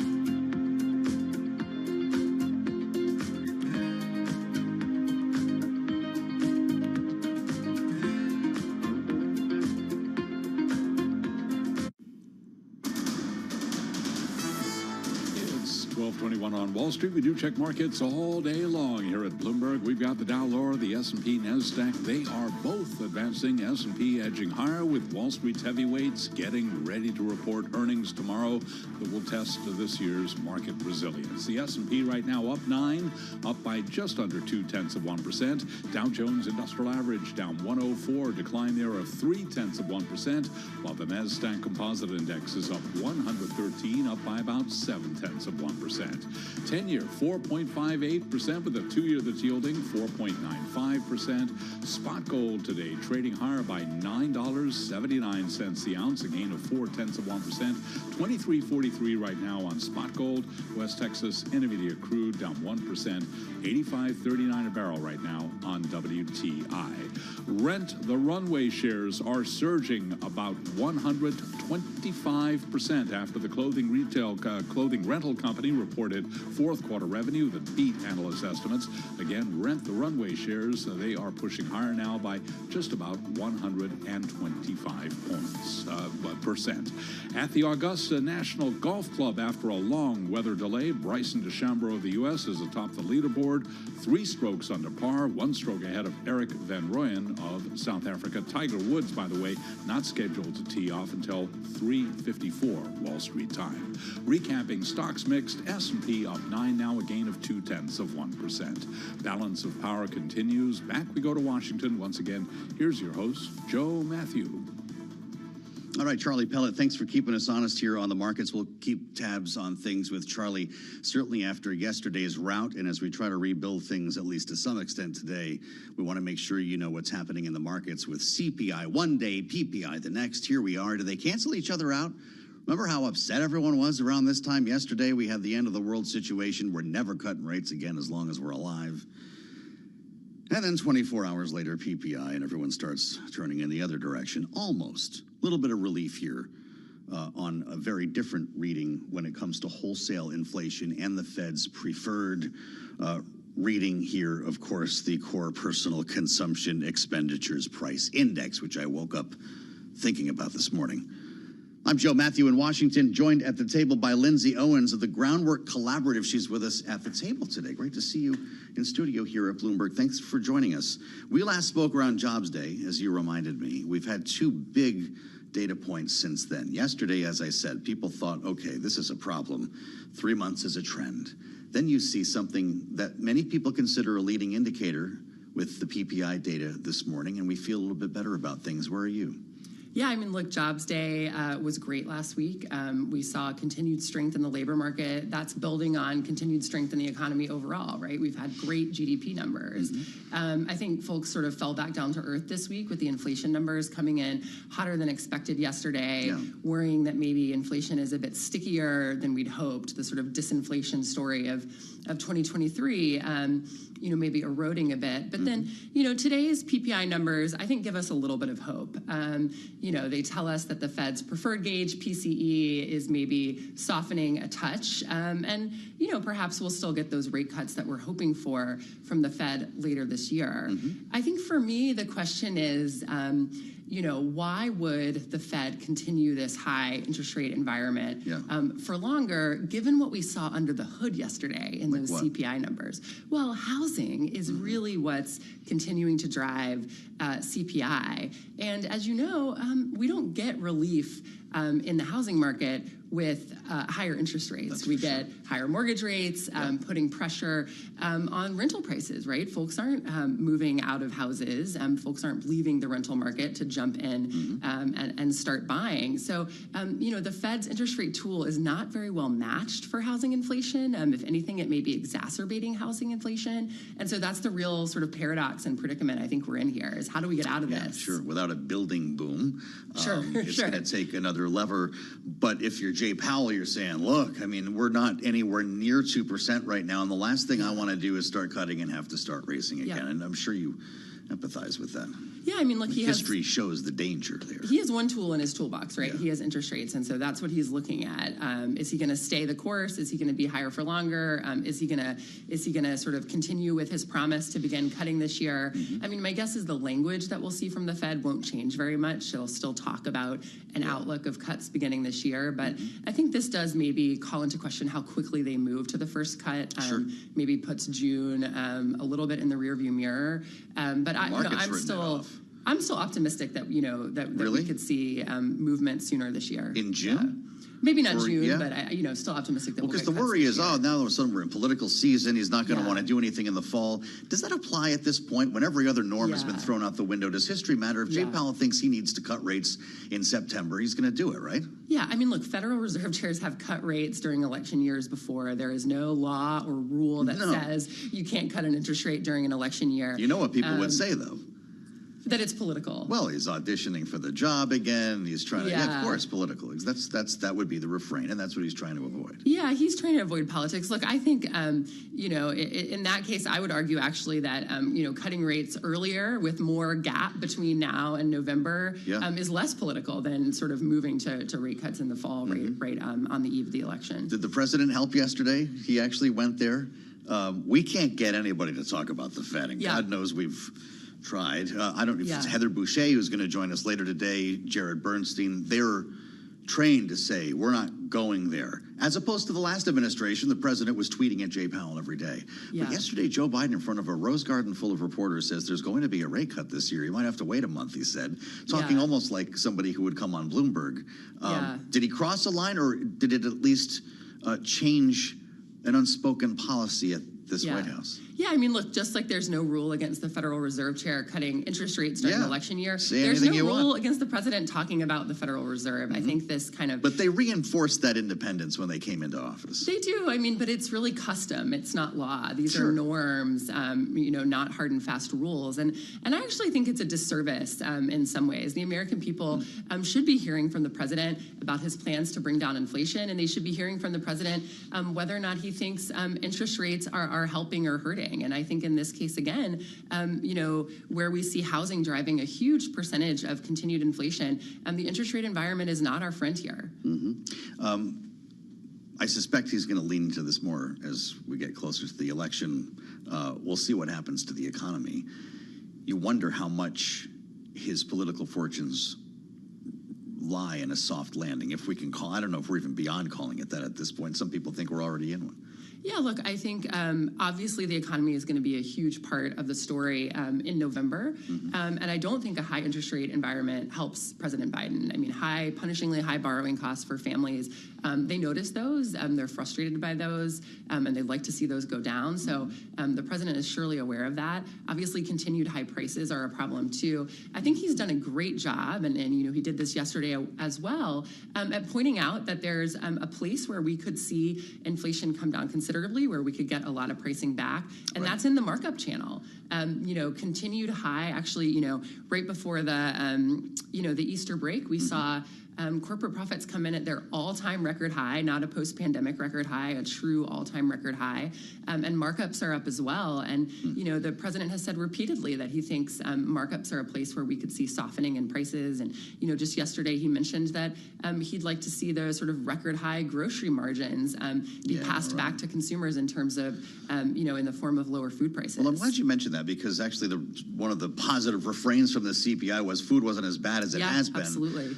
How worried are you about grocery prices? There's a real political side to this, because just like gas prices, people see it every day. Yeah, look, I mean, here's the rub for the consumer. Disinflation doesn't mean lower prices, right? The fact that prices stop accelerating doesn't mean that you go to the grocery store and the price of eggs doesn't take your breath away, right? So the sticker shock, I don't think really gets alleviated by today's numbers. But of course, it's a positive sign that we don't have continued inflation in food. The other is energy.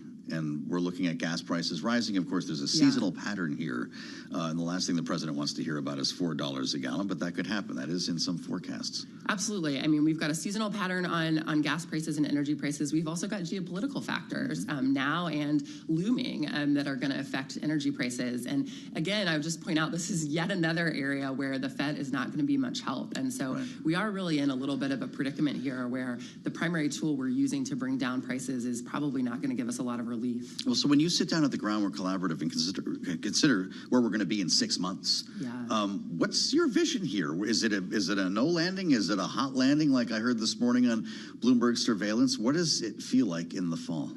Yeah, look, we're really optimistic about the continued likelihood of a soft landing. You know, we've been saying for years that it is possible to have both a strong labor market and low prices, that we didn't have to choose between those, that, you know, the path forward for bringing down prices wasn't eviscerating the labor market, making us all too poor to buy stuff and bringing down prices that way. And I do think, overall, this couple of months hasn't been great on the inflation front, but overall what we've seen now is 26 full months of unemployment below 4%, and inflation coming down off its peak for, a year and a half now. And so obviously, we're not getting that straight line on inflation that we'd like to see, but I think overall the pattern is a strong labor market and continued disinflation, and that's the story of a soft landing, and that's the story of a strong economy that we're hoping to see. So you're actually projecting that will happen? We're hoping for it, it's absolutely. Not already happening. Absolutely. Yeah. It's great to see you. Thanks for coming in to talk to us in studio. As always, Lindsay Owens, Groundwork Collaborative, and a really interesting take on the economy that we wanted to bring to you. Lindsay spent time as an economic advisor to Senator Elizabeth Warren, to Congresswoman Pramila Jayapal, and part of the equation here in Washington when we think about the interest rate cycle, the impact that it's having politically on this administration. Lindsay is a voice that we turn to. I'm Joe Matthew in Washington. We're going to assemble our panel next. Jeannie Shanzano is with us today alongside Lester Munson. And we've got a lot more to talk about after we get up to date on the news. World and national headlines now. Here's Amy Morris in the Bloomberg 99.1 newsroom in Washington. Hi, Amy. Hi, Joe. O.J. Simpson has died. The decorated football star who was acquitted of charges that he killed his former wife and her friend, but then wound up in prison years later in an unrelated case, died in Las Vegas last night. Simpson's family says he had cancer. O.J. Simpson was 76 years old. A sweeping Russian missile attack has destroyed Ukraine's largest power plant in the Kyiv region. Bloomberg's Vladimir Verbiani is in Kyiv. One possible explanation for why the Russians are conducting these attacks now is to hinder the acceleration of air defense system supplies to Ukraine from its Western allies. Bloomberg's Vladimir Verbiani says Ukraine's President Vladimir Zelensky called air defenses his biggest challenge today during a visit to Lithuania. The head of the FBI is warning Congress today of possible attacks in the U.S. inspired by recent events in Russia and the Middle East. Christopher Wray is expected to tell the House Appropriations Committee that the FBI's most immediate concern is individuals or small groups who draw inspiration from recent attacks overseas. Maryland Governor Wes Moore is in Washington today, pressing lawmakers for funds to reopen the Port of Baltimore and rebuild the collapsed Francis Scott Key Bridge. And he's sticking with his timeline of reopening the port by the end of next month. The ability that we've now been able to open up 2 channels that can now have up to a 14-foot depth, so you can get certain commercial vehicles. We've had 59 commercial transfers that have already taken place, and hopefully by the end of May, we'll have fully functioning operations for the port. Is a staggering accomplishment when you think about the speed and the coordination that was required in order to make that happen. Maryland Governor Wes Moore. Global news 24 hours a day and whenever you want it with Bloomberg News Now. I'm Amy Morris, and this is Bloomberg.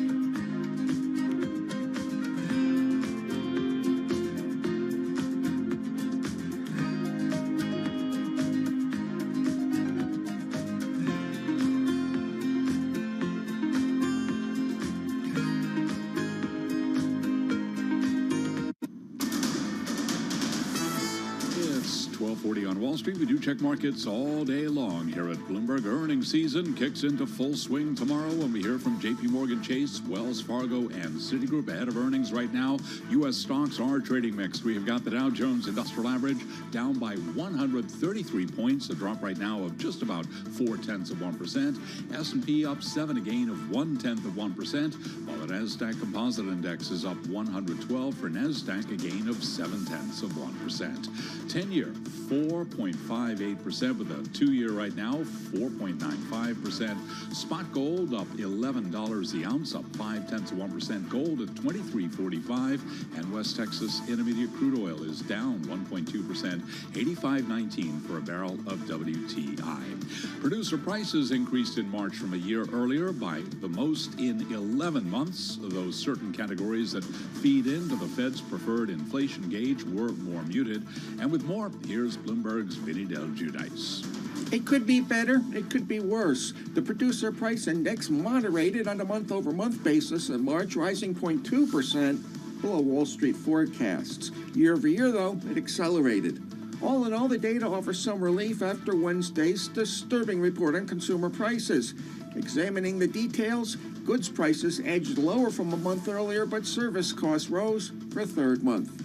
Vinny Del Giudice, Bloomberg Radio. Alpine Immune Sciences shares are now surging by 36.9% after Vertex Pharmaceuticals agreed to acquire the kidney drug developer for $65 a share, or about $4.9 billion in cash. Vertex shares are up now by 0.4%. And Genix Therapeutic shares higher, adding to yesterday's gains, triggered by a Bloomberg News report that the cancer drug maker is exploring options, including a potential sale. Genix up now by 21.7%. Recapping stocks mixed, S&P higher now by 7, up 0.1%. Balance of Power continues the Thursday edition. Back we go to Washington. Once again, your host, here he is, Joe Matthew. Charlie Pellet, thank you, sir, live from New York, keeping us up to date on the markets. We'll check back with Charlie a little bit later on this hour. Indeed, I'm Joe Matthew in Washington. Thanks for joining us on the fastest show in politics here on the radio, on the satellite, and on YouTube. I just wonder if Donald Trump will allow Mike Johnson to DJ a couple of tunes on the iPad while he's at Mar-a-Lago. It's going to be a big Friday night. The Speaker of the House in Palm Beach with the former president, side by side in a joint news conference in which they're apparently going to talk about election integrity. The news we woke up to this morning on this on the Bloomberg, making a lot of people wonder what the heck is going to happen next in the House after Donald Trump single-handedly helped to sink the border compromise, helped to sink a rule on FISA yesterday, said kill FISA, and they killed it. What happens to Ukraine funding? Because that's the next big stop in the road here. The idea that many are thinking is that Mike Johnson would like a little cover from this motion to vacate, getting ever closer to Donald Trump, who is seemingly ever closer to running the agenda in the House. Let's get into it with Mike Dorning, Bloomberg deputy congressional editor, who every time we pull in here has never seen anything quite like this, despite his many years of experience. So Mar-a-Lago, Friday night. Is that it? Is the takeover complete? Well, I think Trump probably doesn't want to get too involved in the nitty-gritty of taking over Congress when you're running for president. No. Typically, that's not a way to gain a lot of popularity with the American Seemed like you people. wanted to be speaker for a minute. Yeah. Backed away from that. I think that he wants to come in and exercise his power when he wants to. Part of this, of course, is just Trump showing that he's the dominant figure in the Republican Party. Mm-hmm. Obviously, Speaker Johnson is the highest elected Republican official at the moment. Trump's not going to see him in Washington. Johnson is going down to Mar-a-Lago to pay homage to Trump at his court. And kiss the ring, and will show who's the dominant figure in the party, and hopefully, from his standpoint, get a little cover to get past some of the hardline opposition to him in the House Republican caucus, which could potentially oust him even. See a repeat of all the chaos after McCarthy was ousted. Nobody knows what's going to happen to Ukraine funding. Absolutely. I suspect they will talk about it. But what happened yesterday with this rule failing to extend FISA. This is the warrantless spying program, Section 702, that's been so controversial. This is the rule, not the bill itself. This is just to get the bill to the floor. And this has happened over and over again to the Speaker of the House, more times than we've seen in modern history. What does it tell us about the House's ability to function? It tells you that Johnson's grip is very, very shaky on the House. It's his ability to put these rules forward is really the way the Speaker, the leaders in the House of Representatives govern the House of Representatives through these debate rules, because that structures what they can really do. Now, this debate rule had problems, and even the kind of liberal Brennan Center pointed out a bunch of ways in which this undercut efforts to reform that in this weird sort of divide over warrantless surveillance, has some liberals and some conservatives on one side and other liberals and other conservatives on the opposite side. So it wasn't just Trump's tweet, although that probably pushed things over the edge. That said, this whole idea that like 7 times now in his very short period of speaker, 7 times he has lost on this. I don't think any speaker in modern history has lost that many times. It used to be shocking to lose once. Amazing. Here we are. Maybe we'll get number 8 here in the next bit. Mike, great to see you. Thank you as always. Great to see Mike you. Mike Dorning here at Bloomberg in Washington.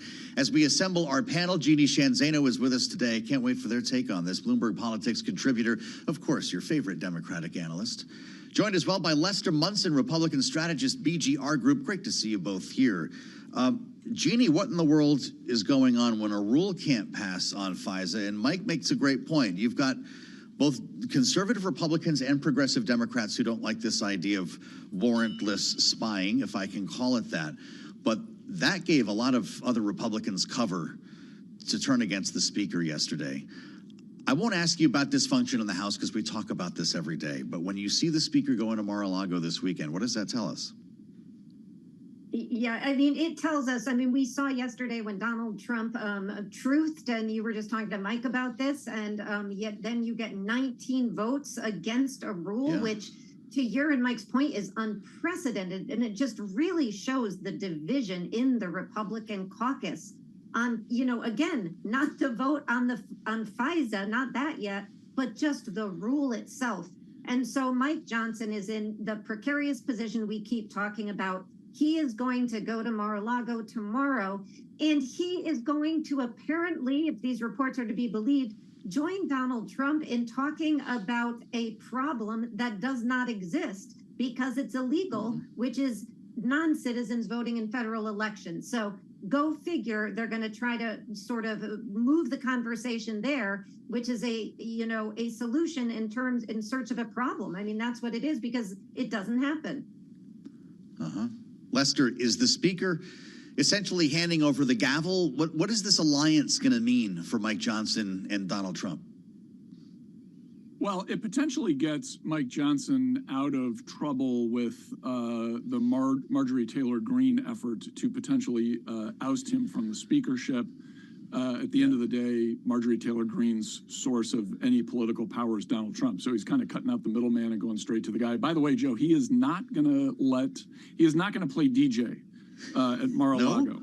Speaker Johnson will not. You've been down there. You know what goes on. Yeah, order the meatloaf and the chocolate cake. That is my advice. They're very good. Avoid some of the folks there.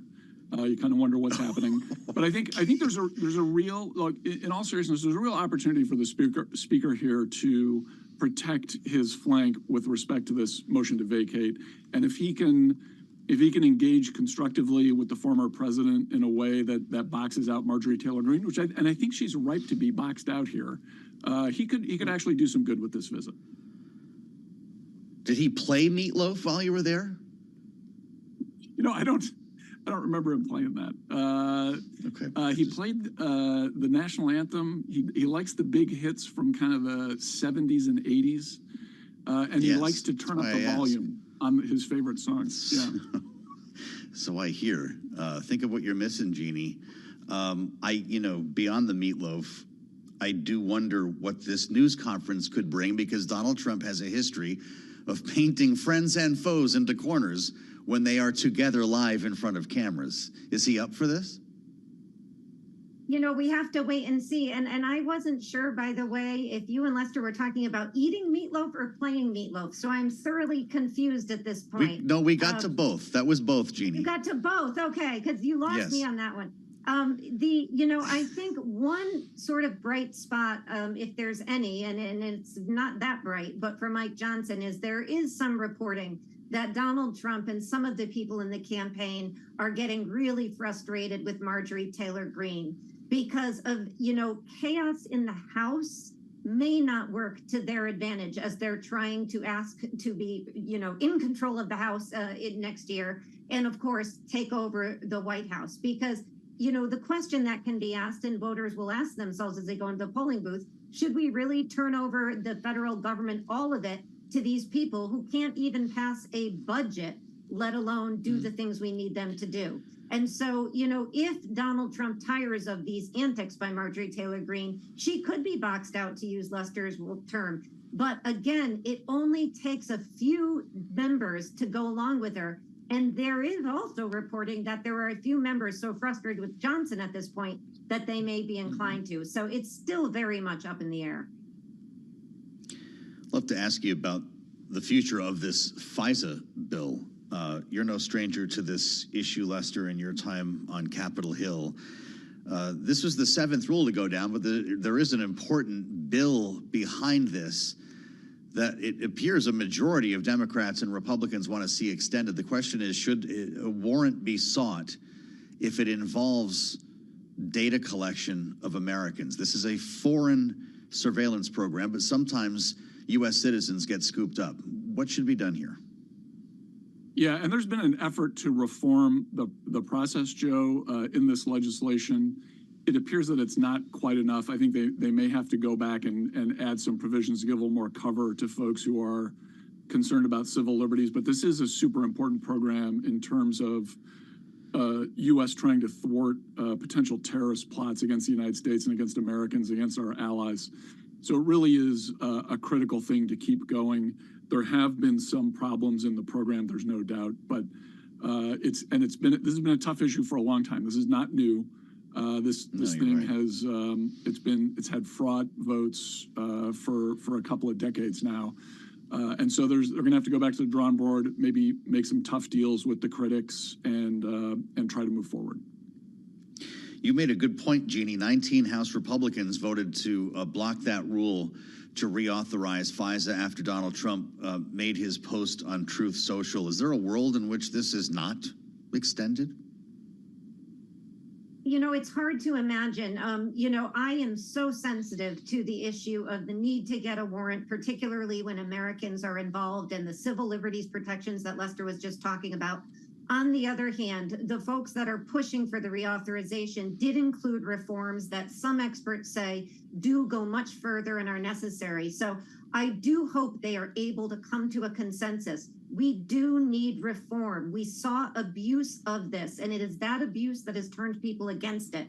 By the same token, we have to find a consensus because at this time in the world, all the security folks will tell you that the idea that they would be, have their sort of ability to survey in this way for ourselves and our allies impacted negatively would have a huge impact on our security. So we do need a consensus. One other little bright spot is that the courts did give this another year. So while we say April 19th is the deadline, there is a little wiggle room there, but they do need to come to a consensus soon.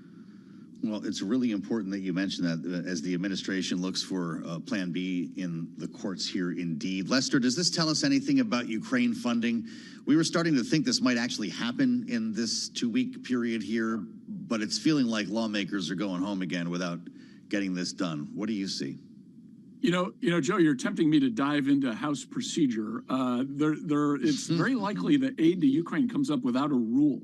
And will be on suspension of the rules. We don't know yet. The speaker hasn't shown his cards here. He's going to need it's going to be a bipartisan bill in all likelihood. It may need 290 votes or so to pass the House under suspension of the rules. So it may be a different procedural question. But I think the real big... Well, that's the only way he's been able to pass anything, right? So, I mean, that's probably quite likely. That's right. But I think the big question on where Trump is on this issue, can the speaker get the former president in a place where he's at least not working against the solution? That's the big question. Hopefully we'll know that in the next few hours here today or tomorrow. And then we can see what the speaker's got planned. Because aid to Ukraine and aid to Israel also very critical to U.S. national security, just like the Pfizer issue. So that's what this is all about then, right, Jeannie? He goes to Mar-a-Lago, gets a sign-off on Ukraine, protect me from Marjorie Taylor Greene, passes that under suspension of the rules. Did Lester just play it all out for us? Yeah, but I'm not sure that Donald Trump's going to give him the cover on Ukraine. He may give him the cover on Marjorie Taylor Greene, but only if it's in Donald Trump's interest. But I would just say, we should also pay attention to what Vladimir Zelensky said just hours ago, which is that we will lose this war without that funding. And as the president is trying to confront China by joining with Japan and the Philippines at this very moment, what does that say to China if we do what Putin said we would do, which is stop funding? It is a disaster. Well, the news today from Ukraine does make you wonder as well, with that power plant being knocked out, another barrage of missiles. More from our panel coming up on Bloomberg.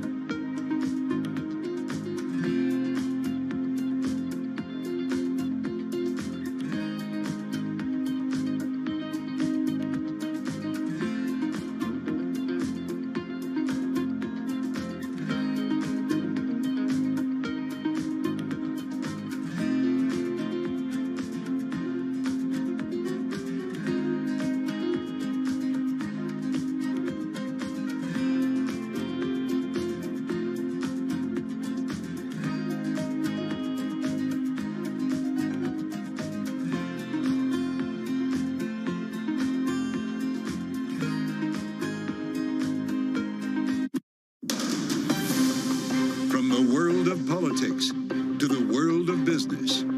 This is Balance of Power.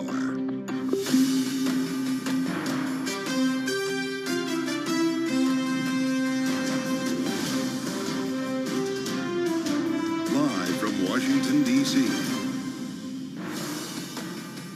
The House wants to vote on Ukraine, but it can't even get a rule passed.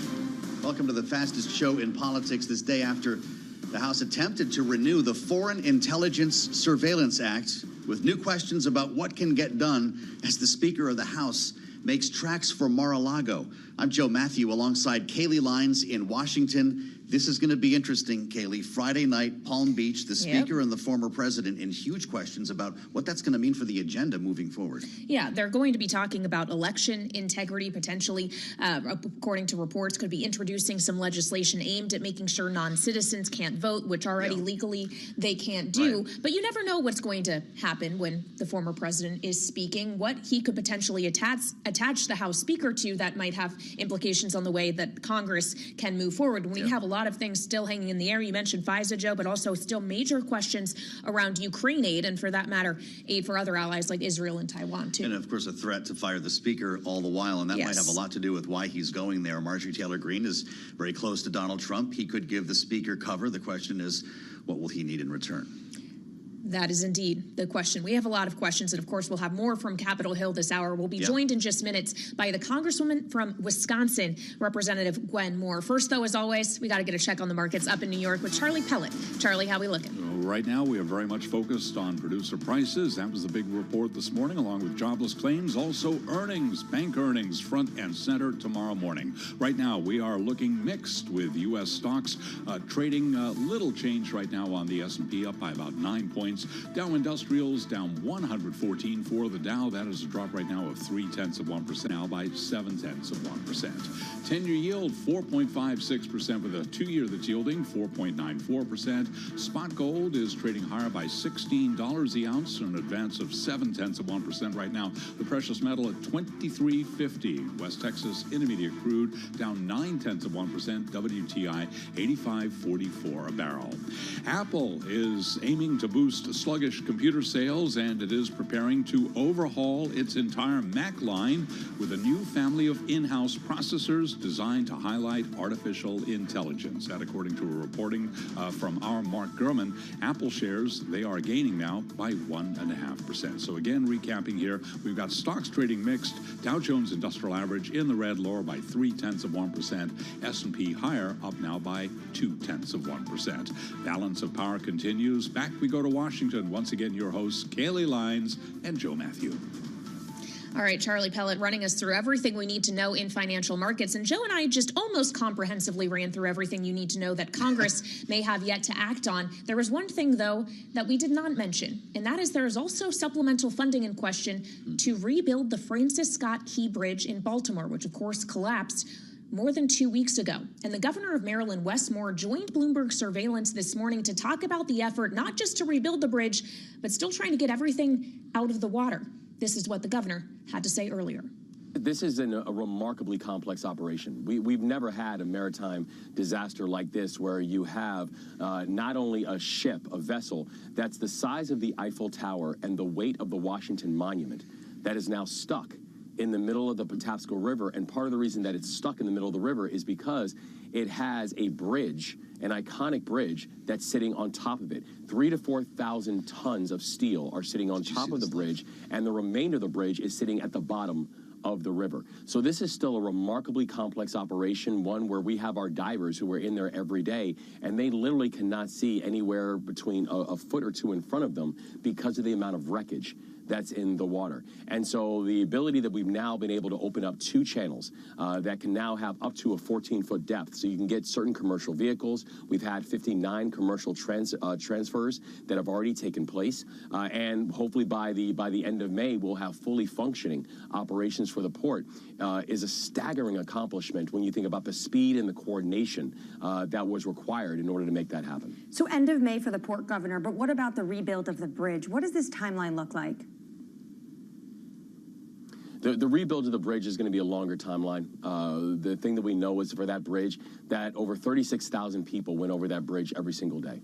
That was the bridge that got people from where they lived to where they worked, from where they lived to where they worshipped, to where they lived to where they went to school. It was also a key and a crucial part of port operations because for the Port of Baltimore, it's not just maritime operations, it's also rail and it's also truck operations that exist in the Port of Baltimore. And so in order to truly get the Port of Baltimore up and going in the same kind of fashion that it was before, getting that bridge rebuilt is going to be imperative, and we know that's going to be a longer timeline, but we are committed to making sure that we get the key bridge rebuilt. And I know that's why you're going to be in Washington today to be speaking to lawmakers about the funding to rebuild this. I was struck by what Senator Cruz said yesterday. He says that he wants to get this rebuilt as soon as possible, but he said it's bureaucratic dithering and lengthy environmental reviews, kind of blaming it on Democrats for this bureaucracy, environmental reviews that could potentially make this a long-term process and not as quick as, say, you and residents of Maryland want to see. Do you agree with him that this should be really fast-tracked? Well, I'm thankful that Senator Cruz is a yes on making sure that we can get 100% funding for it. And I'm thankful that Senator Cruz understands how imperative it is that we both get the port reopened and also get the bridge rebuilt. I also know that the White House, I mean, I had my first phone call from the White House at 3 o'clock in the morning of the tragedy. And the White House has been with us every single step of the way. The Secretary of Transportation was literally down there, boots on ground before noon to be able to assess the damage and assess what they can do to help. I have yet to receive a phone call from Senator Cruz. I've yet to receive a visit from Senator Cruz. I would welcome him to come to Baltimore for him to see exactly the circumstances and the situation that we're dealing with. And I'm sure when he came, he would also see that there are members of the Biden administration who have been on the ground the entire time, and I'm sure he would spend time with them as well when he came to Baltimore. I know this needs to move quickly. This needs to move fast. We need to focus on safety, and we've got to get this thing rebuilt. And I'm glad we are building a bipartisan support structure around what it's going to take and around what that can look like. You talk about how quickly it's important to rebuild the bridge, and I know a lot of people would agree from every facet of the region. How much are you exploring other types of financing if it doesn't come from the government, whether it's issuing municipal bonds or getting public-private partnerships? I think that all options should be on the table, and all options are on the table. We know it's important to use every single lever at our disposal, and that every sector, private sector, public sector, philanthropy, have all got to be involved and at the table in order for us to get to our long-term conclusions. Governor Wes Moore of Maryland speaking with our colleagues on Bloomberg Surveillance earlier today, as indeed he comes to Washington to spend some time with lawmakers to talk about this rebuilding effort without a price tag, seeking a commitment, as we heard from President Biden the very day that bridge collapsed, a commitment to have the federal government cover the entire cost of rebuilding that bridge and then go back around to talk about liabilities. It's just one of the things we wanted to talk with Congresswoman Gwen Moore about. The Democrat from Wisconsin is with us right now. Congresswoman, it's great to see you. Before we move on to some other issues, welcome back to Bloomberg. Hearing Wes Moore talk prompts a number of questions about this effort. We've had some lawmakers suggest that a funding bill, or at least a commitment to fund rebuilding that bridge, could be attached to a Ukraine funding bill that the House could act on soon. Would that be an appropriate vehicle to cover the cost of this bridge in Baltimore? I have to just tell you that I don't know. I have not heard that proposal. I do know that getting funding to Ukraine is a heavy lift all by itself. And so perhaps the thinking is that the extent to which we're able to do that heavy lift, maybe it could just lob on onto that. I hadn't heard that strategy, but I do think that the Baltimore Bridge really has an impact on not only local passenger traffic, but commerce. And so I know that it should be, it is a very high priority for everyone. Well, Congresswoman, you just described Ukraine aid as a very heavy lift. We heard yesterday from some members on the Republican side that could be voted on next week. But given we also saw yesterday a rule failing again on the House floor, how confident are you, not just that this could be brought to the floor, but go anywhere at all? Please, Kathy, don't ask me for confidence, because I don't have any confidence about anything that can happen in the House of Representatives. The margins are very, very narrow. I do know that there is a lot of support for Ukraine in both caucuses, and especially among Democrats. We do have a very lively caucus, I think, headed up by Marjorie Taylor Greene, that is against Ukraine aid. And if it comes to the floor, it will pass. So if a Republican has told you that we could be voting on it in a few weeks, I am sure that they have assessed and evaluated the Democratic support that may or may not be there. Now, they may bring it up on suspension, in which case that they could bypass the Rules Committee and they won't have to rely on Democratic votes to pass their rule. FISA came under a rule. So if it comes under suspension, they must have assessed that the votes were 2/3 of the House would vote for it, were it to come under suspension of the rules. Speaking of that rule failing, we spoke with your colleague French Hill, a Republican from Arkansas, who was a champion of renewing FISA. He spoke with us shortly after that happened here on Bloomberg TV and radio and expressed his extreme disappointment. Here's what he told us, Congresswoman. We'll have you respond. Let's listen. It's very frustrating today. This bill is important. A renewing 702 authority, which allows us to monitor communications from our adversaries outside the United States, not American citizens, It is non-negotiable. That has to be renewed before April 19th. Congresswoman, as a progressive Democrat, do you want to see FISA renewed in its current form? Should a warrant be required if an American is involved in data collection? Well, let me say that the bill that came to the floor that would have been, had we passed the rule, did have some reforms in it. So we are at risk of not having those reforms in it to protect American citizens. I think the Republicans listened to Donald Trump, who had a bone to pick with FISA, since he and his comrades who were engaged in conversations inappropriately with Russia were caught up in the FISA warrants. So I think that that he has personalized this and not looked at the broader need to make sure that our country is protected by our adversaries overseas. There were reforms that I agreed with, and perhaps we won't see those reforms if they have to come up with a mere renewal. Well, Congresswoman, as you bring up former President Donald Trump, it's worth noting that the House Speaker, Mike Johnson, will be alongside him tomorrow in a news conference at Mar-a-Lago in Florida, especially given all of the murmurs we have heard about potentially Democrats such as yourself stepping in to save the speaker should Marjorie Taylor Greene actually move on a motion to vacate the chair. Does his closeness with the former president change the calculation for Democrats? What do you think about whether you would ever cast a vote or just not vote at all to help save the speaker? Well, I can tell you, as a person who's sick and tired of the impeachments and censorships and punishments, I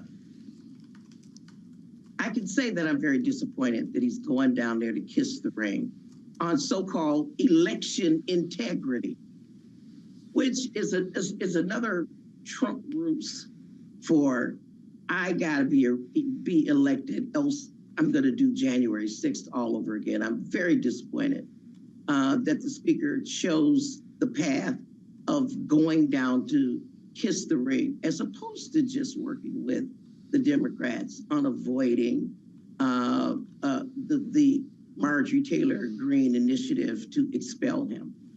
She wants to expel him because he cooperated with Democrats to keep the government from shutting down. And now, if he were to bring the Ukraine bill to the floor, she has threatened to do that. I hate to see the grand old party now becoming the party of Putin. Well, with that said, I think Mike that, Johnson isn't exactly he's not exactly the normal kind of party goer at Mar-a-Lago. Congresswoman, what advice would you give the speaker before he flies to Palm Beach? Well, bipartisanship is the only game in town. And he should lean into it and go down in history, as a speaker that saved the 118th Congress from being the worst Congress in history. Well, and you mentioned, Congresswoman, the idea that he may be in hot water with his own party because he worked with yours to keep the government funded. If he were to work with Democrats in the House as well to make sure that Ukraine got funding, do you think it is likely that his speakership would remain intact due to Democratic action? Have you heard anything from Hakeem Jeffries about that idea?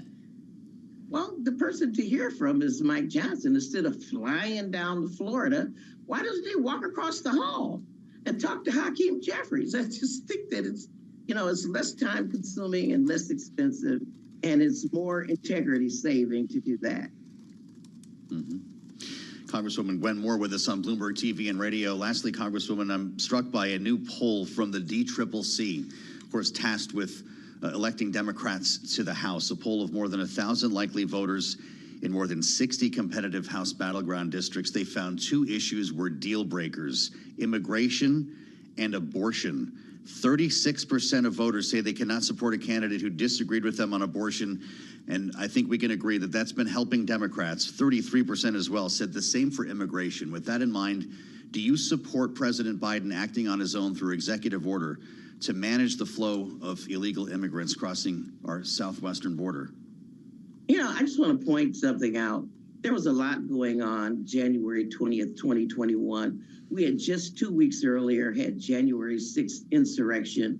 So people don't remember that day one of the Biden administration, he introduced immigration reform legislation. People don't remember that. Should he do more? Just check the facts. And then the Republicans put forth a border bill that the Border Protection lobby supported, and Donald Trump told Republicans not to bring it forth because he wants to run on this broken immigration system. I want to remind people, so the broken borders and immigration is a gift that keeps on giving to Donald Trump, who wants to run against President Biden on that. But I want people to know that President Biden, from day one of his administration, has tried to fix immigration. All right, Congresswoman Gwen Moore, the Democrat from Wisconsin, thank you so much for joining us today on Balance of Power. We sincerely appreciate your time, and we'll be up with more next from our political panel in just a few minutes. This is Bloomberg TV and radio.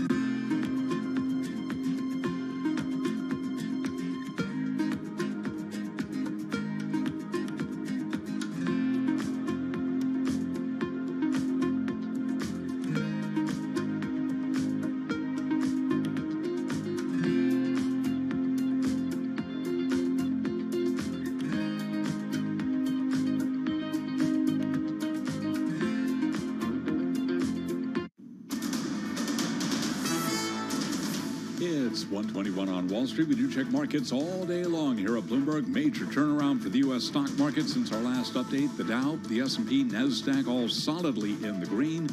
S&P 500 index up 33 points right now. That's an advance of 0.6%. Dow Industrials up 40, higher by 0.1%. Have been lower for much of the session.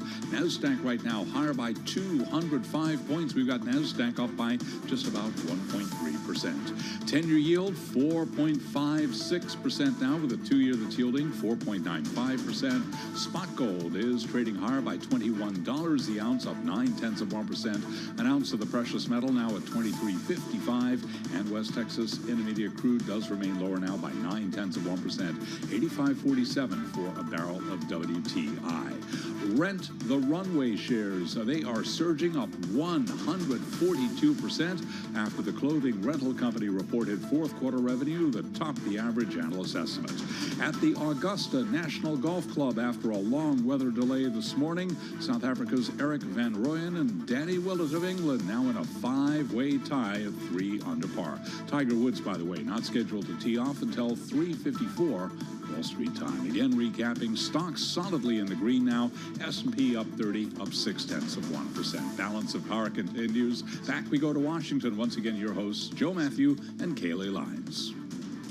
All right, Charlie Pellet up in New York with a look at the Thursday trade. Thank you so much. I'm Kaylee Lyons alongside Joe Matthew in Washington. We are broadcasting live on Bloomberg Television and radio from here in D.C., where, Joe, the House has been working for 3 days now. They came back Tuesday. Yes, has it been 3? You'd think they would see out the home. week through Friday, but apparently the House Speaker, Mike Johnson, isn't even going to spend his Friday here in Washington because he's traveling down to Florida to meet with former President Trump. It's a business trip, I guess you could say, Sure. right?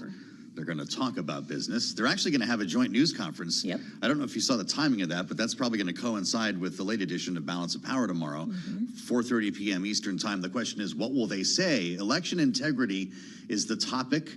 And we are reporting that there'll be some, I guess they're going to be pushing a proposal to clamp down on voting by non-citizens, which I thought was illegal already. Right.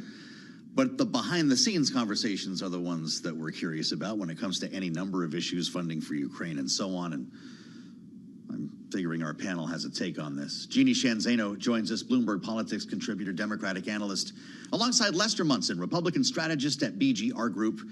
Lester, you've spent some time at Mar-a-Lago. I'm assuming this will be a different environment for Mike Johnson. How does he approach this without falling into the arms of the former president? Well, he may not be able to avoid doing that, Joe. I think the election, my suspicion is the election integrity issue, as it were, is the ante to play in the game down at Mar-a-Lago. So the speaker is going to have to do the right thing in the former president's eyes on that issue to kind of unlock the conversation about Ukraine and Israel and these other issues that are attached to the supplemental appropriation vote that's perhaps coming up next week. So I think there's a political conversation about the election integrity stuff, and then there's perhaps a policy conversation that follows that. And it's going to be hard to do that without being in the embrace of the former president.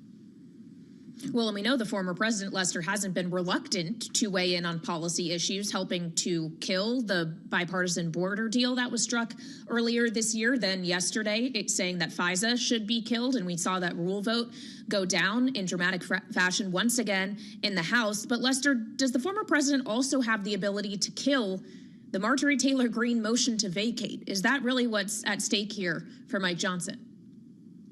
Well, I think he does. The question is does he view that, as we were saying earlier, is that in the former president's interest to do so? He's, at the end of the day, he's about his own stature and his own, potential to become the president again.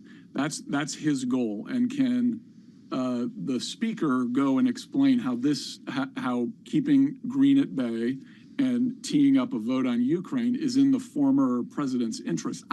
I suspect he can do that. Marjorie Taylor Greene does not have a lot, really, that I'm aware of, any support in the Republican conference in the House for her motion to get rid of Mike Johnson. So she's a little bit out on an island. On the policy question, it's a little harder because the former president has kept his powder dry. He hasn't really committed, I think, one way or the other on the Ukraine question. He's going to want to avoid being too closely tied to one view or the other. So can the speaker do this in a way that is a little bit gentle with Marjorie Taylor Greene and doesn't really commit the president to a position on Ukraine and get himself a relatively unencumbered vote next week? That's pretty complicated, but he's got to operate at this level to do his job. So I wish him the best of luck. It's getting more complicated, I think, Lester. Jeannie, we just spoke with Gwen Moore, a Democrat from Wisconsin, who sounded a bit bewildered and very frustrated about the state of affairs in the U.S. House. She talked about that rule failing yesterday. She talked about the impact Donald Trump had on a border agreement that, of course, passed the Senate. What are Democrats supposed to do right now? Everyone's asking them about whether they would step up to save Mike Johnson. Are they sore? What's their approach to him? Yeah, I loved what Representative Moore had to say, by the way, about, telling Mike Johnson just to cross the hallway and talk to Hakeem Jeffries if he wants to get something done versus fly all the way to Florida. But, I don't personally see any saving of Mike Johnson from the Democratic side, because even if they did join together to vote to retain him in the speaker position, how would he look then to his own caucus? That would put a target on him, essentially, even more than he has now. And Marjorie Taylor Greene said that yesterday. She said, if he's saved by the Democrats, he's proving my point. So he's in a very, very difficult situation. Not to mention, as you guys were just talking about, imagine having to go down to Mar-a-Lago and talk to the person who keeps making your job at every turn tougher and tougher. That's what Mike Johnson has to do tomorrow. So he's in a really tough position. Yeah, and speaking of how hard the job is, we've seen proven on multiple occasions that it really is difficult to even get a rule passed. A procedural vote can barely make it through the House floor. It certainly didn't yesterday on FISA. Lester, is this an issue with just vote counting? Is this a whip issue in Tom Emmer? Or is this just a weird willingness to allow things to fail publicly? Well, I think it's all of those things. It really goes back to the things the Republicans had to do to get Kevin McCarthy to be Speaker at the beginning of 2023. They made this compromise. The mainstream Republicans were willing to adopt this compromise with the Freedom Caucus to put 3 Freedom Caucus members on the Rules Committee. Those Freedom Caucus members, those 3, have since then basically voted with the Democrats on every issue. So the Speaker finds it very difficult to use the Rules Committee to achieve what he wants to do, which has been the traditional route for decades to get things done in the House. So that deal with the devil, as it were, 16 months ago or whenever it was, is really the problem here. And it's of course directly related to the very narrow margins in the House. The Republicans have like a 2-vote majority. That's going to get worse when Mike Gallagher leaves, likely this month. And I don't think it's going to be a huge change next year either. So no matter who's in charge of the House next year, Republicans or Democrats, it's likely to be a very narrow margin. So we should start to get used to this stuff and start. All of us are going to have to get a little smarter in House procedure, because it's going to become the thing that determines policy outcomes. We keep our House rules book handy at all times here at Bloomberg. Lester, I have to ask you both about something important that's happening today that nobody seems to be talking about, because we're preoccupied with a lot of drama, and this one doesn't actually involve Donald Trump. But there's a trilateral meeting today with President Biden, the Prime Minister of Japan, who we talked about on his visit yesterday, as well as the President of the Philippines. They're going to be talking about joint military patrols and training between our 3 countries here, of course, with an eye on China. Yesterday, the Prime Minister of Japan, Kishida, who spoke to a joint session of Congress today, by the way, was talking about his role, Japan's role, as a second pillar of the AUKUS alliance, of course, involving the UK, the US, and Australia. Jeannie, are we going to see the formation of a Pacific-style NATO alliance? Is that what this is the start of? Yeah, do we have to call it now JAUKUS? That's really the question as they join the second pillar. And yeah, I know there's been some talk about, essentially an Asian form of NATO. I think it's a little premature now, But this is, I think, one of the most important things I heard the Prime Minister say in his remarks yesterday was that, you know, the Ukraine, what's happening there, we could be the next Ukraine if we don't stop Russia.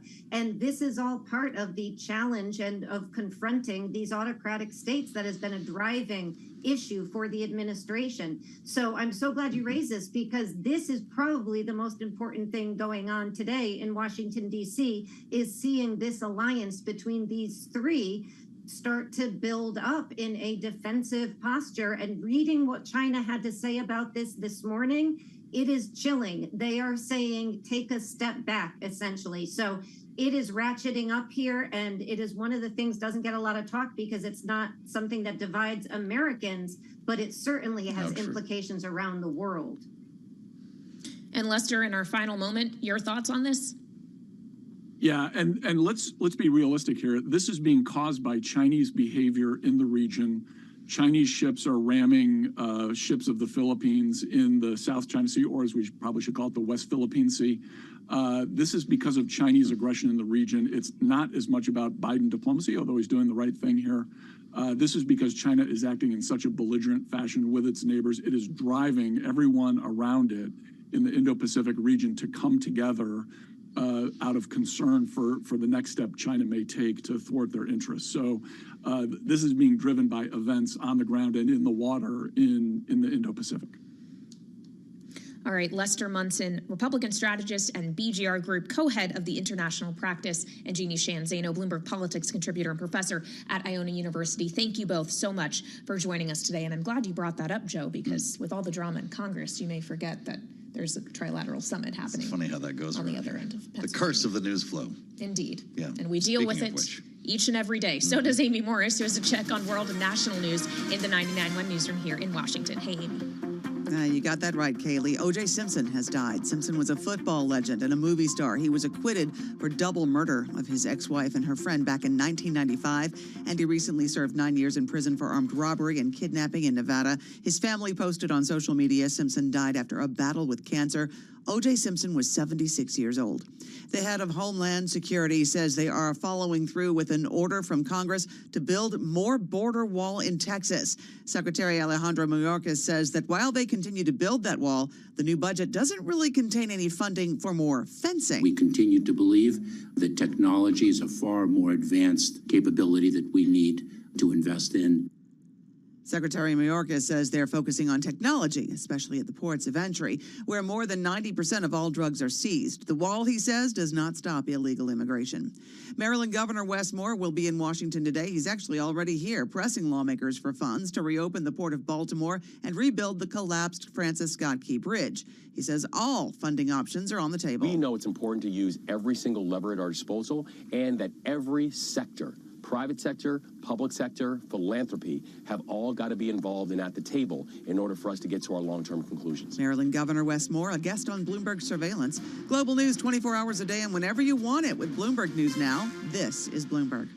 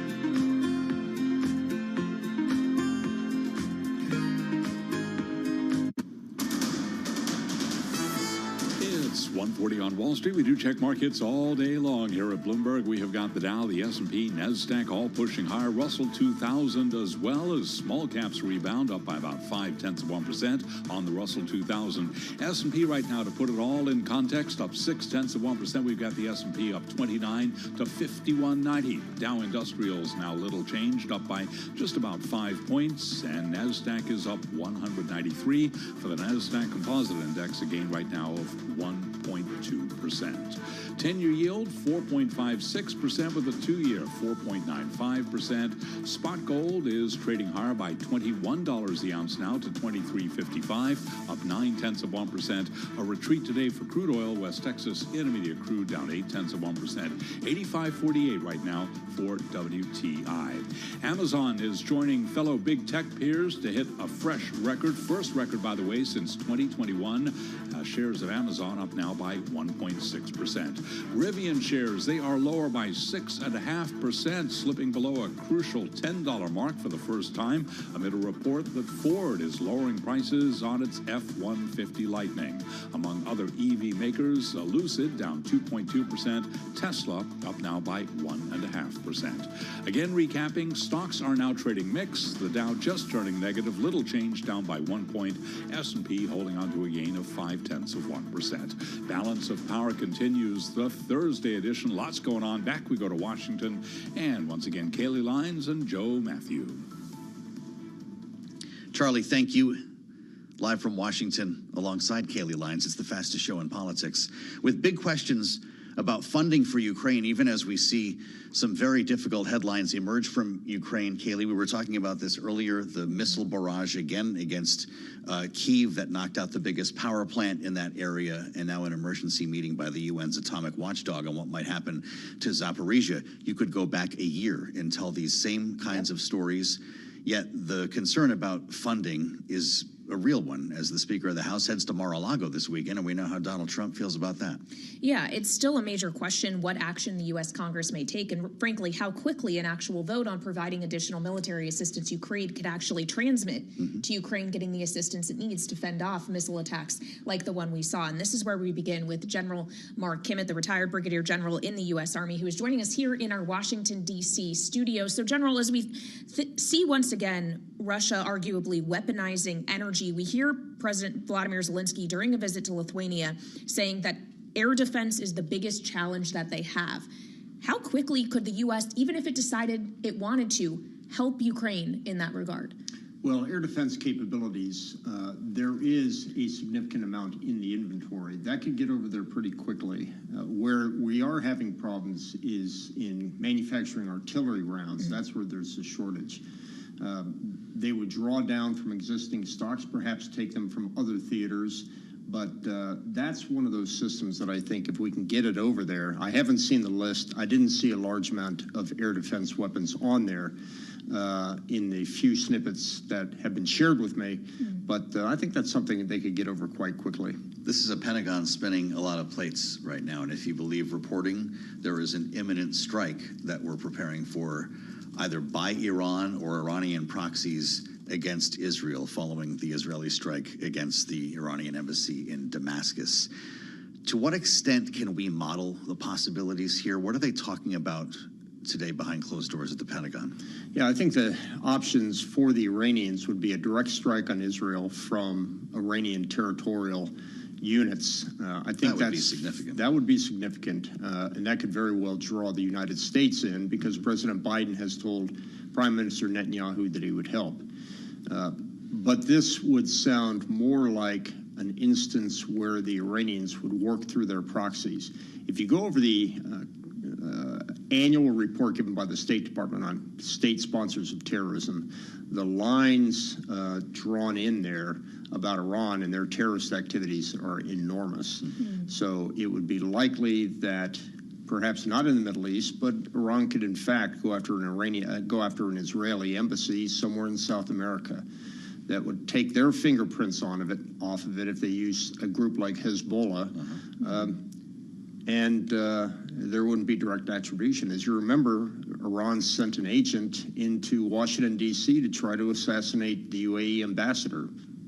So I would expect something like that to happen. Well, we heard the take from Senator Marco Rubio, or at least we could read it on X, where he posted this morning, Iran wants to launch a large-scale attack from their own territory against Israel. Israel will respond instantly with an even more severe counterattack inside of Iran. What happens next is the most dangerous Middle East moment since 1973. I think he's exactly right if that was what the Iranians were to do. I laid that out as an option, but I think it's a very low probability of that happening because Iran has enough problems of its own right now. Internal dissent, huge amount of inflation, shortages. That would almost be apocalyptic, if not suicidal. So if it comes through a proxy group, then most likely we've already got a carrier group in the region to deal with that. Is that how it ends, or would we have to send additional resources to manage an attack of that sort?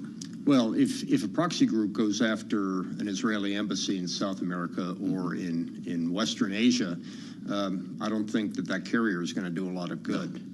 How about if it stays in the region, however? If it stays in the region, I think it would depend on the severity of the attack, whether it was against U.S. assets in the region. As you remember, when we targeted Qasem Soleimani, the response from the Iranians was, in fact, an attack from Iranian territorial units, but it was a fairly soft attack on a U.S. base that created a number of soldiers getting PTSD and their bells rung, essentially, but it wasn't much more than that. Of course, against the backdrop to all of this is the ongoing war between Israel and Hamas, and a lot of questions around how the U.S. policy in regard to that may be changing. As we hear from the Biden administration, if they don't see the changes they would like to see from Israel, U.S. policy might change. There's been talk about conditioning aid. Can the U.S. do anything like that, knowing that this threat against Israel, not just from Hamas, but from other Iranian proxies or Iran itself, seems so real right now? I think there's a policy issue and there's a political issue. I won't go into the political issue because it would appear that President Biden is trying to walk the fine line between support for Israel and also support for the Islamic communities here in the United States. But on a policy issue, we already have the laws. We have laws such as the Leahy law, which prevents the Americans from giving equipment to foreign countries if they're verifiable human rights violations.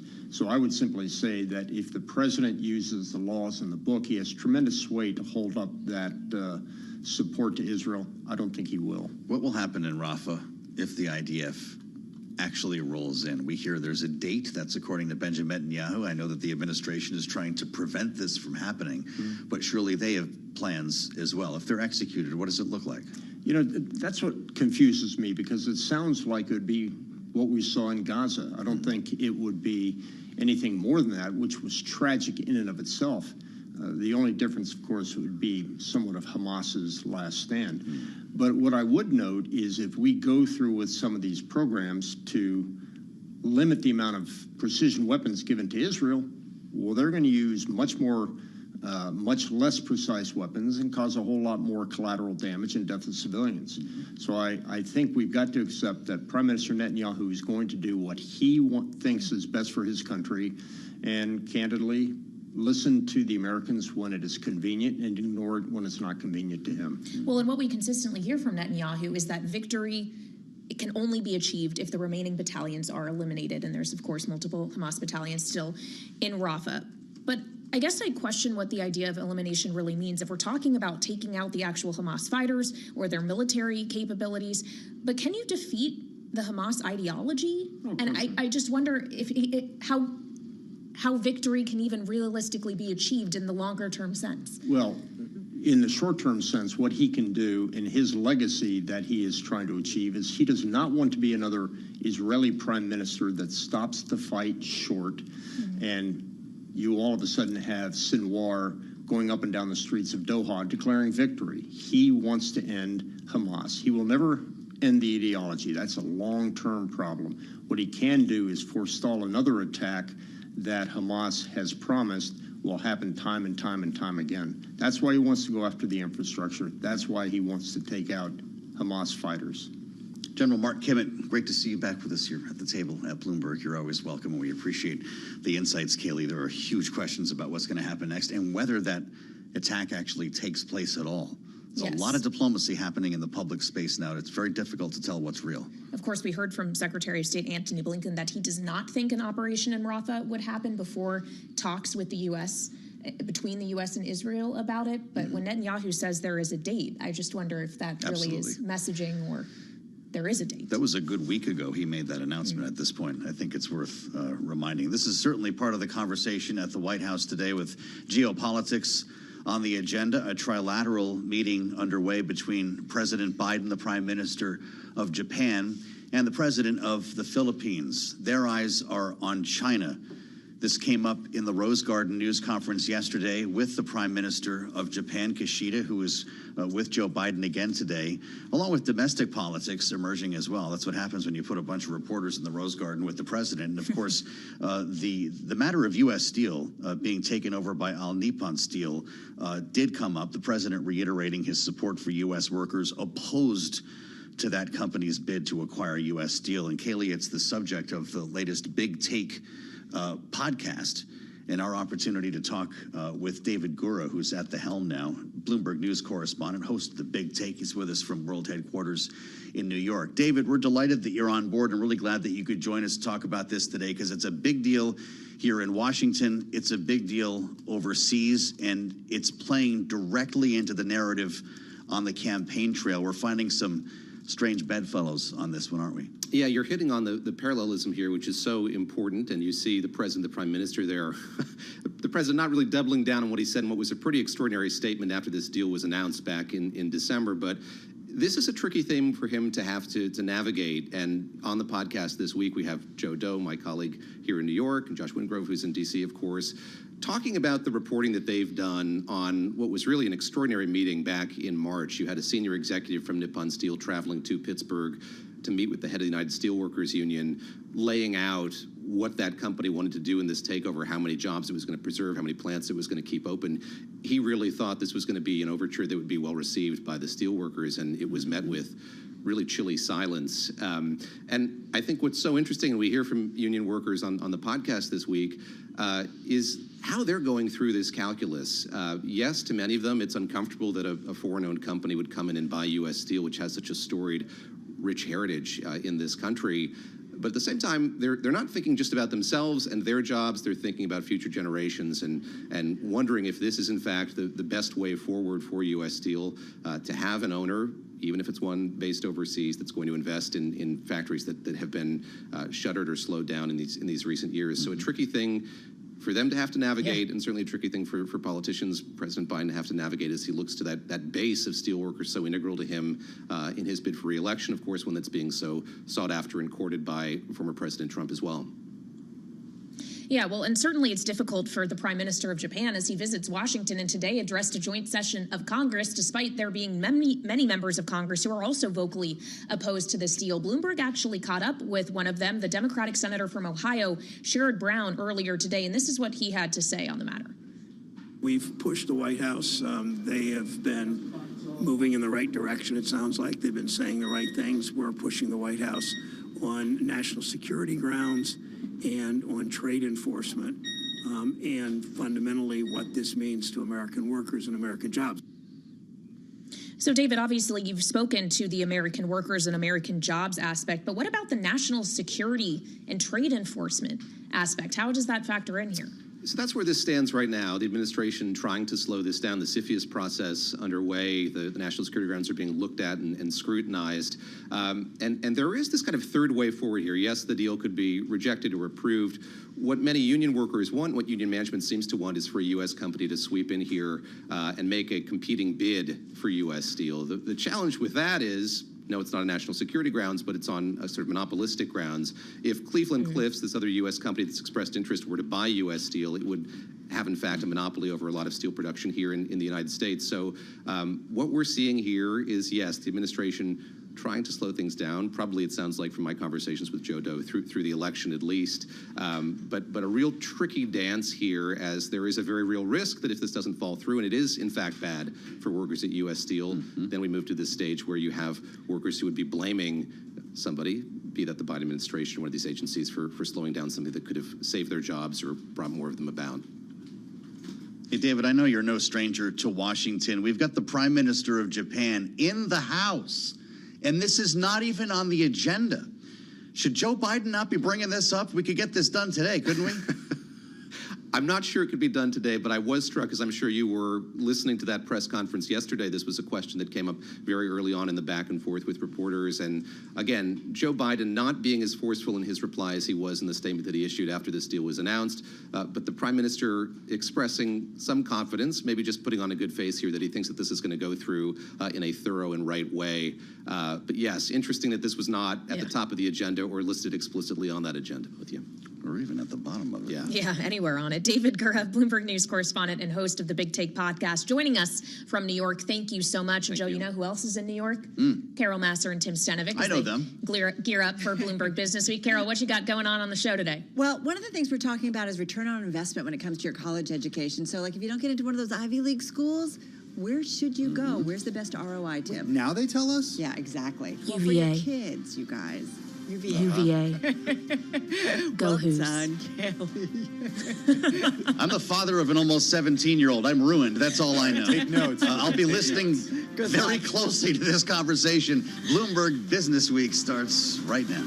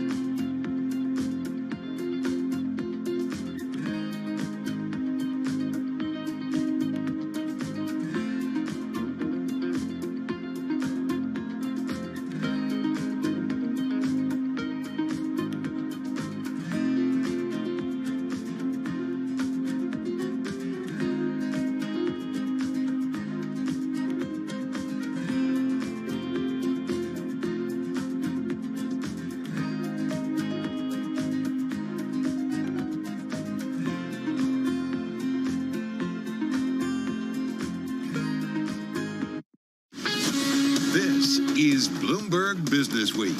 Insight from the reporters and editors who bring you America's most trusted business magazine. Plus, global business, finance, and tech news as it happens. Bloomberg Business Week with Carol Masser and Tim Stenivek on Bloomberg Radio. And a very good afternoon, everybody, live on Bloomberg Radio, television, YouTube, and Bloomberg Originals. This is Bloomberg Business Week. Carol Masser along with Tim Stenivek. And Tim, equity market, we're definitely off our lows here. Yeah, we've gotten through 2 inflation prints. We're now moving on to the Wall Street heavyweights when it comes to earnings. We're going to have a preview of what to expect tomorrow and beyond in just a few minutes. Speaking of that, let's get to the setup on this Thursday, April 11th. So, as Tim said, another U.S. inflation reading and a key Fed voice out there saying there's more work to be done when it comes to the inflation fight. So we're going to get into that. And Tim mentioned earnings kicking off for the big banks tomorrow. So we're going to look at those results, what it means in terms of some of the moves that we've seen in some of those names, and really the quarterly earnings season. How do we kind of put that against some of the returns that we've seen on the equity side? Okay, well, speaking of returns on the equity side, what about a return on investment on your college education? Our Bloomberg team out with a great piece all about the return on investment about colleges across the country. And there's a nice little comparison tool when you can tell, did I make a mistake here? Tim got lost playing with it. Had some fun. We're going to get into it. It's one of our most read stories on the Bloomberg terminal. Speaking of ROI, what happens when it comes to luxury, high-end real estate here in Manhattan? We're going to get a good bird's eye view of that. Louise Phillip Forbes, she's over at Brown Harris Stevens. She's been in the market, in the race for over 3 decades. So we're going to see what she is seeing when it comes to buyers and sellers and prices. Okay, and also one more thing. Stop making fun of New York City airports because... Stop. They're among the best in the country. Who knew, right? You'll see next time you fly in and out. Anyway, all right, lots to come in the next 60 minutes. First up, though, let's get a check on the trade and your top business stories. Here's Charlie Pellett. Hi, thank you very much. Lots of moving parts to today's trading, but right now we have got the Dow, the S&P, NASDAQ 100 index, yes, Russell 2000 as well, all moving higher. Looking at a 37-point gain right now on the S&P 500 index at 51.98. The S&P up now by 0.7%. Dow Industrials up 50 points, up 0.1%. The NASDAQ Composite Index surging 227 points, up 1.4%. And the Russell 2000 Index of small cap shares up now by about 0.7%. We've got spot gold advancing $23 the ounce, up 1%. Crude lower by 1.4% with a 10-year 4.54% and the 2-year 4.94%. Stock market is rebounding after yesterday's decline. Traders bracing for a deluge of results from corporate America that will test this year's $4 trillion rally. Specifically, big banks tomorrow morning. J.P. Morgan Chase, Wells Fargo, and Citigroup, RG, and Martin Adams will have a whole lot more on earnings coming up in just a moment. Amazon shares, they are at a record. CEO Andy Jassy says his company's cloud infrastructure will become an essential part of the generative AI boom. That word in the company's annual letter to shareholders. Amazon shares, they're up now by 1.6%. Again, recapping a Thursday rally underway. S&P up 40, up 0.8%. I'm Charlie Pellett, and that is a Bloomberg Business Flash. AI boom, part of the new drinking game. So, too, is, though, higher for longer. So let's get to it. We did get some more U.S. economic news today. U.S. producer prices increasing by the most in 11 months, while trailing estimates. The data, though, did come one day after a hotter-than-estimated report on consumer inflation. That, Tim, as we know, prompted traders to really dial back their bets when it comes to what the Fed's going to do, especially when it comes to rate cuts. And then more on the data front, a separate report today showing continued claims for unemployment benefits rose to the highest level in more than 2 months. Meanwhile, initial applications decreased to 211,000 last week. Back from his trip to the Federal Reserve is Michael McKee, Bloomberg News International Economic and Policy Correspondent. He's here in our Bloomberg Interactive Brokers studio. Mike, slightly cooler than expected PPI doesn't erase yesterday's hot CPI, but does it? Should it kind of ease nerves just ever so slightly? Can we lay back a little bit? Well, that seems to be the way the market's taking it. It could have been worse. Yeah. The problem is we have 3 different indicators, main indicators that people are watching. One's CPI, PPI, and then the PCE indicator. And the PCE is what the Fed follows. And it runs normally lower than CPI. And lately, it's been running significantly lower than CPI. It's all part of the pandemic's efforts to mess with our minds coming out of them. They used to rise together, and now they are, completely on different tracks, and it's hard to know exactly why. But the markets do react to CPI. So it's like even though we know that the Fed has a preferred inflation measure, right? It still plays out. Markets will react.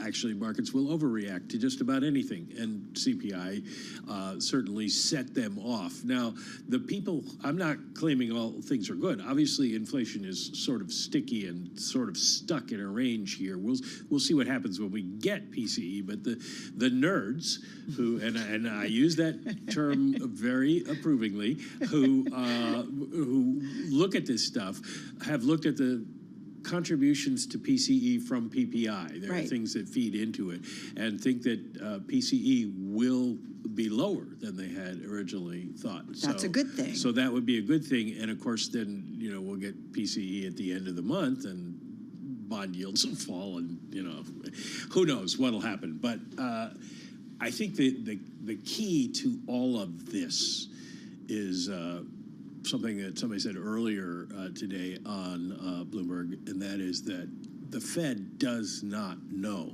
what it's going to do. It doesn't have to make a decision now, and so anything that's happening in the markets is the market's fault. It's the market's problem because the Fed doesn't have to move. Fed hasn't done anything since July of 2023. So all these gyrations are based on what people are trying to read into what they think the Fed is going to do. I guess except release the pesky summary of economic projections, which gets people thinking that the Fed is going to do what potentially members of the Federal Reserve Board think they're going to do. Well, except that people tend to take that summary of economic projections and the dot plot as a forecast rather than 19 separate forecasts, and look, try to separate each one out and see that the ranges can be reasonably wide. And the Fed also makes these projections once a quarter, and markets reevaluate the economic data every day. Right. So the Fed is always, quote unquote, going to be behind. Well, and the Fed put out something, late last year, and yet by the end of last year, everybody was thinking that the Fed was going to be much more aggressive. So it's a guide, but it doesn't mean markets kind of do their own thing. Having said that, I do feel like we also live from data point to data point, from Fed speaker to Fed speaker. And you had New York Fed President John Williams out today and saying central bank has made tremendous progress towards better balance on its inflation and employment goals, but acknowledged policymakers are not yet done. He's an important voice. Are we, though, Mike, in your view, who understands Fed speakers, are speaking to them regularly, kind of being managed by Fed members and kind of managed in terms of our expectations to think less in terms of Fed rate cuts this year? Well, sort of. It's not a coordinated effort. And when you bring up the idea that the Fed is coordinating its message to anybody from the Fed, they just kind of laugh in your face. Basically, what they're doing is giving you their own opinion, and their own opinions are converging on this idea that we don't know what's going to happen. The economy seems fine because it's growing at more than potential, and unemployment is still very low. Inflation, while it's higher than they like, it has come down a lot. So they don't have to do anything at this point. They can sit and wait and watch. I did think it was funny that Susan Collins today framed hers as it's possible that we may move later, and John Williams framed it as there's no need to adjust rates in the very near term. I mean, they're both saying the same thing. That here, you go this way, I go this way, but we're saying the same thing. Tomato. Basically, I think what we're going to get is everybody giving you the same message that we don't know what we're going to do, and so don't expect any kind of near-term movement. You mentioned Susan Collins. You've got an important interview with her coming up tomorrow. Yes. Give us an idea of what your focus of that will be, without giving everything away. Well, I've been asking everybody from Boston what I should ask her, and they all want to know is should John Henry, the owner of the Red Sox, sell the team? I don't think I wonder what she'll say. I don't think she's going to answer that question, but obviously we can talk to her about what she's looking for. Everybody says they want to see more confidence in that inflation is going to keep coming down. Well, what does that mean? Because now we've had 3 months where the CPI has come in hotter than expected. How many months do you need to see of it going down before you would decide that maybe we could move rates? And she's a voting member, so always important what she has to say. We're looking forward to it. Michael McKee.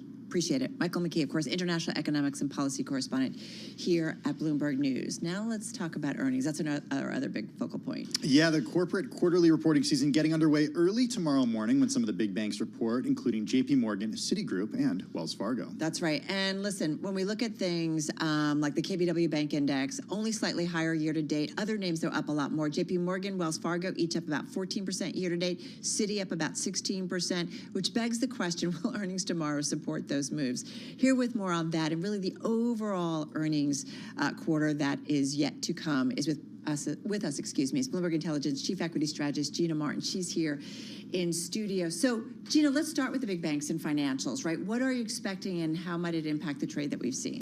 Yeah, so financials, unfortunately, isn't one of the more exciting aspects of what we're expecting for the earnings season. We're expecting sort of Boring can be good. slightly potentially below average quarter is what's expected by the analysts. So the bar is low at the very least. To the degree that financials can beat that bar, I think it requires some revenue growth. Yeah. This is something that the sector has struggled with for years now and certainly has struggled with profoundly over the course of the last year. So if we get some better than expected revenue growth, I think financials can do fine. But they're still struggling with an inverted yield curve, slight rises in delinquencies and default rates. You know, the trend direction has not been particularly strong. What I will say about financials, though, is at the very least investor expectations and as analyst expectations are already low.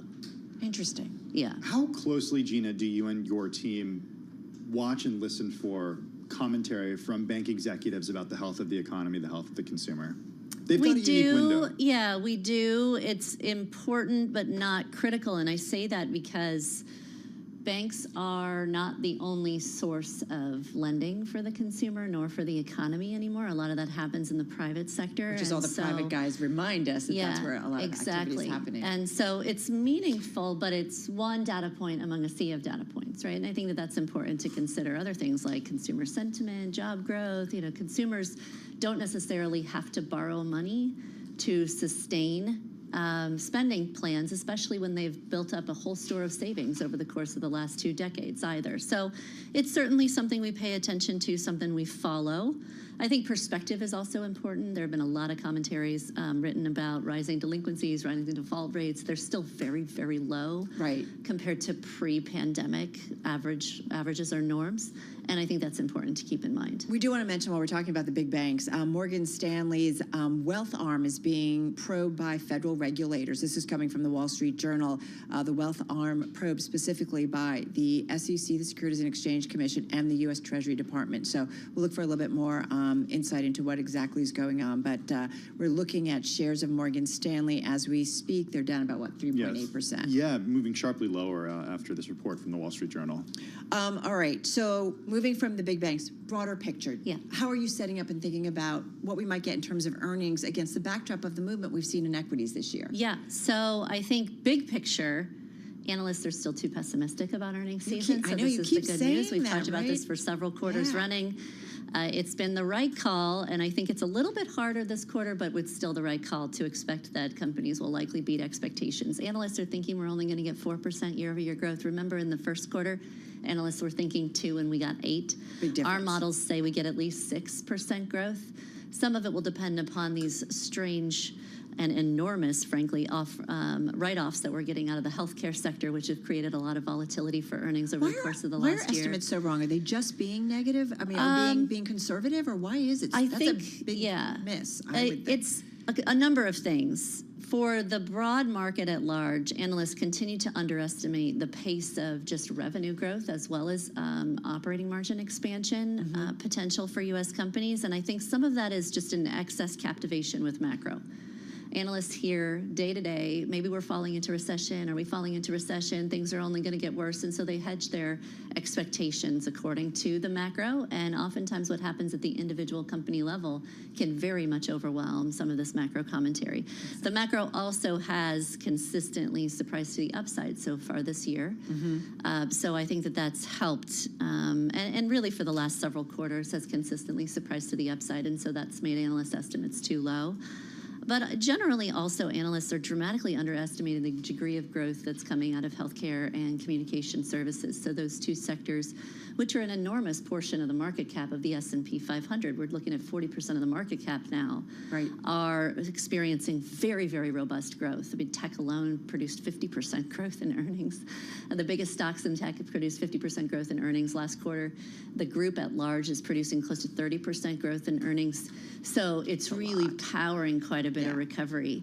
The area that analysts are most pessimistic though right now on is the commodity sensitive space. Analysts are just really cautious on energy and materials sector earnings as well as industrial sector earnings. Anything with a commodities tilt, they're highly skeptical of right now. And so those bars look really easy for the companies to hurdle. Hey, Gina, big picture, I'm wondering about yesterday's repricing in the bond market, how you see that affecting equities for the remainder of the quarter and perhaps the year, given that last quarter was strong and this quarter's off to kind of a mass start. Yeah.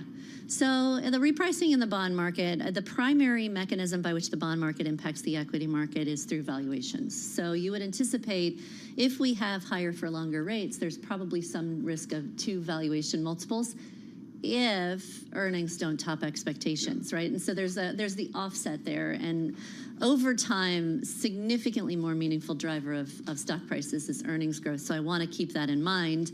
But if earnings sputter a little bit, or maybe we head to a point where inflation is no longer going to be supportive of margin expansion, then the bond market becomes much more meaningful. We are in a state in which rising yields is typically not terribly good for stock prices. And so we want to be conscious of this.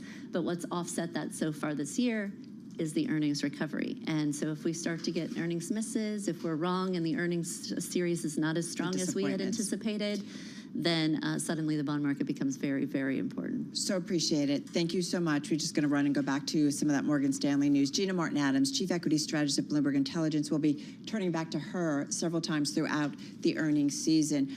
Morgan Stanley shares, we are seeing them trade lower, down about 6.5%. Multiple federal regulators are probing Morgan Stanley over how it vets clients who are at risk of laundering money through the bank's sprawling wealth management division. So we've got the SEC, the Office of the Comptroller of the Currency, and other Treasury Department offices are involved, according to people familiar with the matter. This is coming from the Wall Street Journal, and that is in addition to the Fed, whose similar probe, the Wall Street Journal reported back in November. The Fed has told the bank that supervisory action, Tim, is under consideration. Again, this from the Wall Street Journal. According to the Journal, the main issues regulators are looking at boil down to whether Morgan Stanley has been sufficiently investigating the identities of prospective clients and where their wealth comes from, as well as how it monitors its clients' financial activity. We should point out the bank has been working on addressing the issues regulators have raised. This is, again, according to the Wall Street Journal. Watching shares of Morgan Stanley, folks, they are down about 4.5%, so dropping certainly on this report. This is Bloomberg.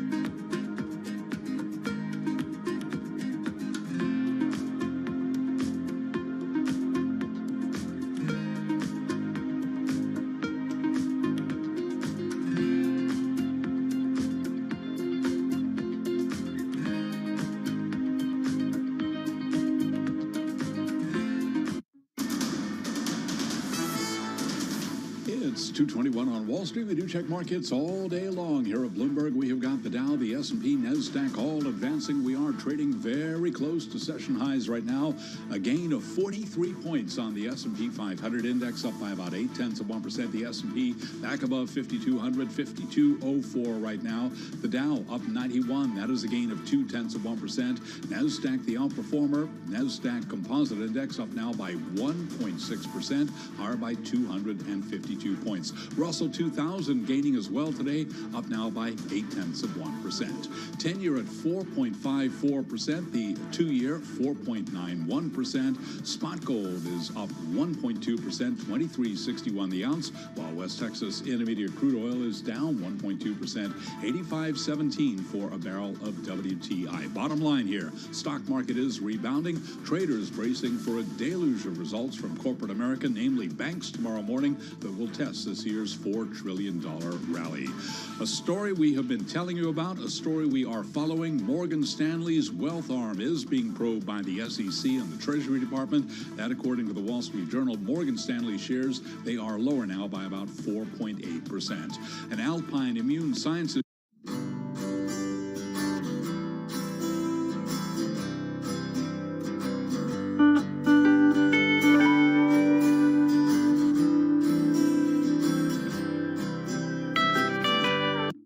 My general advice is continue to seek out companies or people that are maybe one stage or two stage ahead of you. And I think this is generalizable to not just to startups, but anyone seeking fast growth in their own professional lives, in their careers too.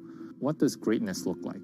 Try to seek out people who've been there, done that before, and then try to not connect with one, but try to interview 3, 5, 10 people to see what is a general pattern of greatness that look like that will get you to the next level of the company, next stage, maybe a year, 12 months from now, 24 months from now. Seek out people who kind of went down the path a few times. Then you'll start to find this pattern that start to emerge. What are things that you need to have 12 months from now, 24 months from now that you currently don't have? Then try to build a path towards that. It's almost like Amazon's or Jeff Bezos' mantra of working backwards. Think about what your end game or next stage look like, and then figure out your steps to getting there, and who do you need to work with, upgrading or coaching your existing team or recruiting from somewhere else to really level your leadership. Because ultimately, the job of a CEO is to do 3 things, right? One is get the strategy right for your company, making sure it's executed, get the right teams onboarded, getting the resources, whether it be fundraising or allocating your resources. So strategy, people, or team, figuring out how you need to navigate those things to get to the next level.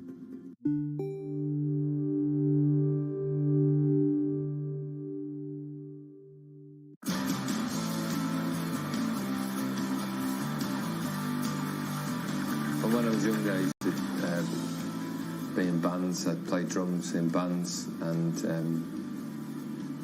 toured America with them, did a lot of session drumming, recorded albums. So yeah, it was good fun doing the drumming. The only reason I stopped it, well, I still play, but not as serious as I did when I was younger, but drumming doesn't pay the bills. I was never good enough to be able to pay the bills with it, but it was good fun.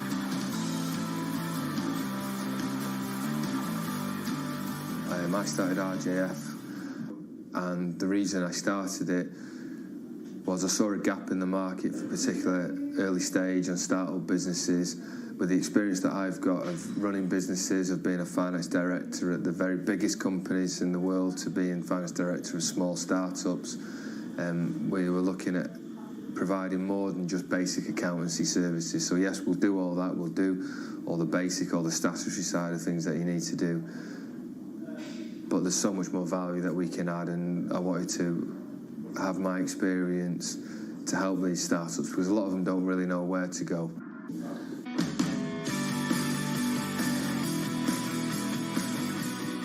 You can go to your high street accountants and they can do a good job compliance-wise, but you would question whether they've actually been in the fire line of a business. Have you been in a business where you're thinking, how do I pay wages next week? Or business is really successful, what do we do with it next? Or how do we grow it? How do we grow into international territories? Or how do we grow our markets? How do we expand?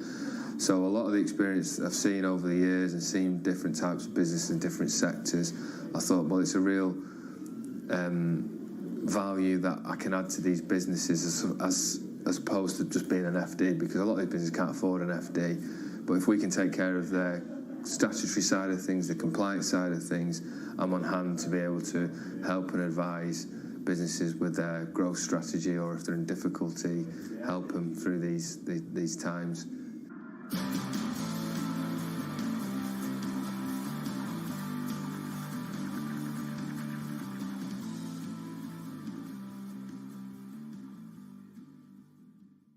They come up on everyone's lists, and those offer an ROI of $135,000 10 years after enrollment. Public flagship universities, $148,000 at a fraction of the cost. So I think that's going to be surprising for a lot of families who are trying to decide, where to send their student for the next 4 years at a time when a degree at an elite institution is about $250,000. Okay, so what about, Francesca, to the folks who say, you know what, college is more than just about the salary you're paid, your first year out, 10 years out. It's, I can't say this, more than just tuition, because tuition is such a big part of it. But what would you say to somebody who said, wait a second, the college experience can't be boiled down to numbers? Yeah, I mean, we were trying to bring a number to this question of, is college worth it? And I think that, as Paulina mentioned, at a time where going to college can cost more than $90,000 a year, this intangibles kind of start losing their value. And we're really trying to talk to people that are thinking about taking out student loans, or really thinking about this from a financial perspective, and can't just afford to, have a great time for 4 years for $250,000 or more. It has gotten so expensive. It's unbelievable to go through this. We just did the story this week, right, about, how much we're talking over $90,000 for an Ivy League. But as you said, the payoff is there. I do think about what's great about this story that we said, Bloomberg Big Take, it's among the most read, but it's like a worksheet, right, where you can kind of pop in the school and get an idea of exactly what the return on investment is. And I do wonder, Paulina, that if we kind of did that, if colleges, I think we're getting more information around this, but you think about it, if your kids were applying, like if they saw this number and they might be like, how much do I have to go into debt to get this education? How much is going to be my return? And I hate to be so black and white, but it should be part of the conversation. Yeah, definitely. I think it's increasingly becoming part of the conversation, especially when there's $1.73 trillion in student debt that Americans are holding on to right now and are struggling to pay back. So I think it's, a lot of students are having to think about this, because at this point in time, we found that basically if you do go to an elite college, there is an income and a wage premium. You do get higher earnings.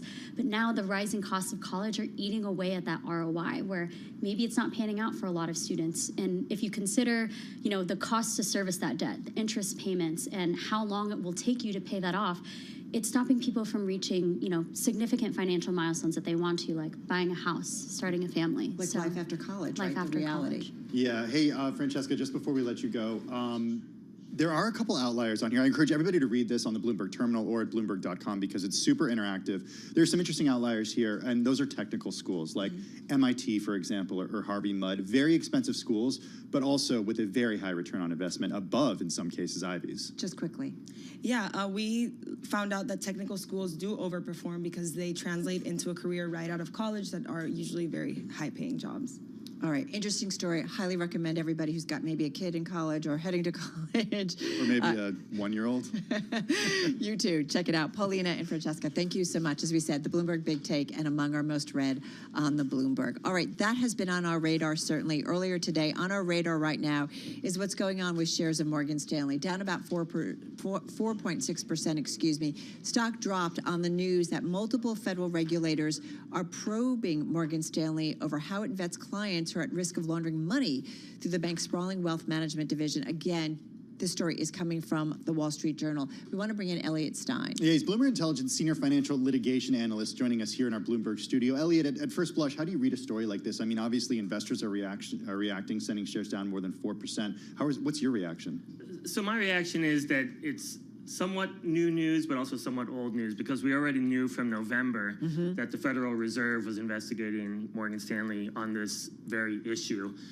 This story suggests that the probe is a little broader, and other agencies are looking too, including the SEC, the OCC, and so it's it's more than just the Fed right now. That's a really good point, right?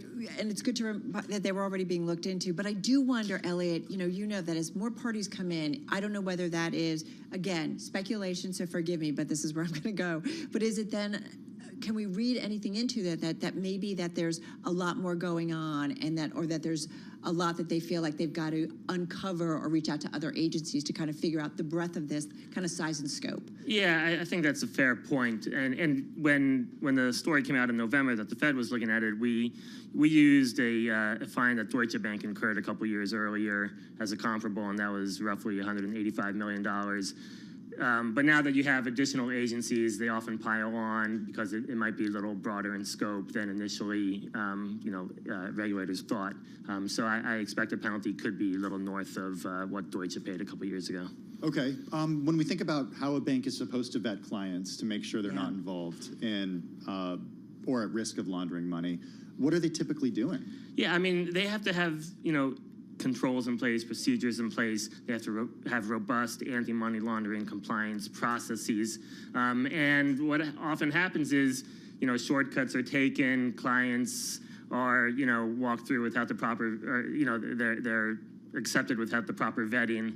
And so that's where, the banks sometimes run into trouble. Well, I think some of the scrutiny of some of the overseas banks, right, when it comes to kind of very high net worth individuals that were in kind of private banking, if you will, because this one specifically is looking at how they have been investigating the identities, but they also say some of the probes are focused on the bank's international clients. And so it kind of gets into this, how much do they really know about these individuals? Right, and in particular, I think there's a lot of scrutiny of wealthy clients from Russia, and you have a lot of sanctions in place on oligarchs and other Russian individuals. And from the article, they mentioned that some of these clients may fit into that category as well. All right. Well, with all the geopolitical concerns, probably no surprise that, whether or not that has a role, but there's a lot on everybody's radar.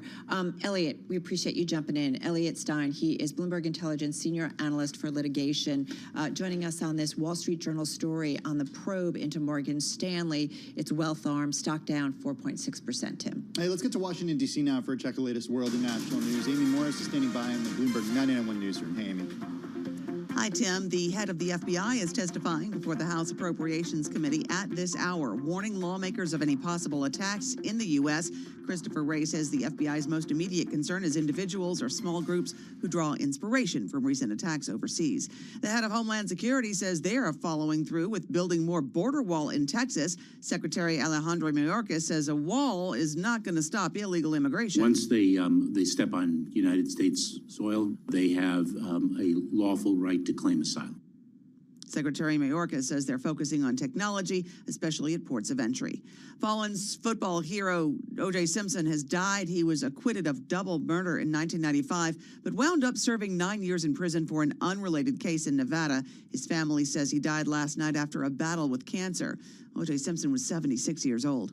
Maryland Governor Wes Moore pressing lawmakers for more money to reopen the Port of Baltimore and rebuild the collapsed Francis Scott Key Bridge. I'm going to demand 24/7 operations until we accomplish 4 goals. Bring closure to these families, reopen these channels, make sure we're taking care of our people who've been impacted by this, and getting the bridge rebuilt. Global news 24 hours a day and whenever you want it with Bloomberg News Now. This is Bloomberg.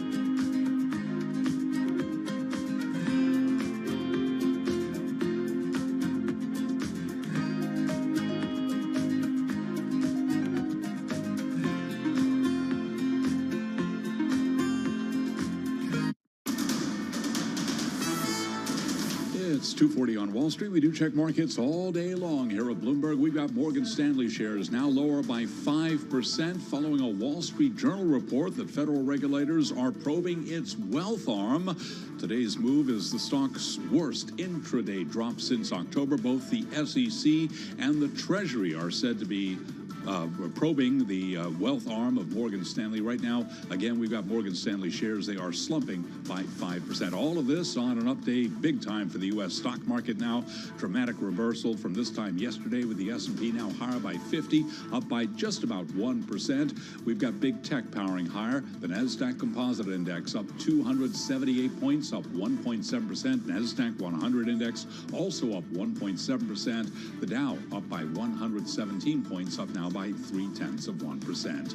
10-year yield 4.54% with a 2-year right now at 4.93%. Spot gold is advancing $30 the ounce, up 1.3%. Gold at $23.64, and West Texas Intermediate crude oil down 1.4%, $85.04 for a barrel of WTI. So again, recapping, Morgan Stanley shares now lower by 5% following a Wall Street Journal report that federal regulators are probing its wealth arm. I'm Charlie Pelleton. That is a Bloomberg Business Flash.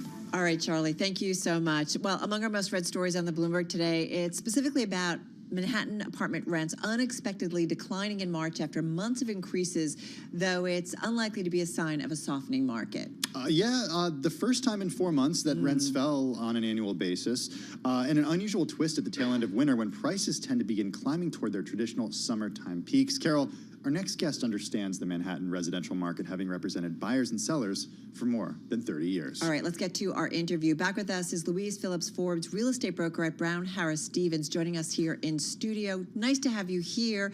How are you? First quarter just wrapped up. How was it for you guys? Well, not for everybody, but I feel like I'm very blessed in that I had a very strong quarter with 29 transactions and exceeding almost 90 million. And and it's still coming. I mean, and those rents dropped because people are buying. How does it compare? I always think about this with like the past year, how it compares with the pandemic, how it compares with pre-pandemic. I think what I would say to you is that there's only so long people are going to put their life on hold.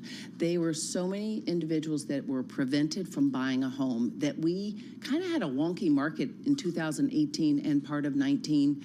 And 2020 in January was strong, started to be strong, and then we had the pandemic. So not to mention the pandemic, there's also the cause and effect of interest rates and inflation. So people are not going to wait anymore, especially in a vertical market like New York. So what's happening in your segment right now? Because you have a unique window into what's going on in residential real estate. You certainly do have a diverse clientele, but let's be honest, there are people with lots and lots of money who are buying very expensive properties. Yes. I mean, literally 1 week in March represented $555 million worth of contract signs.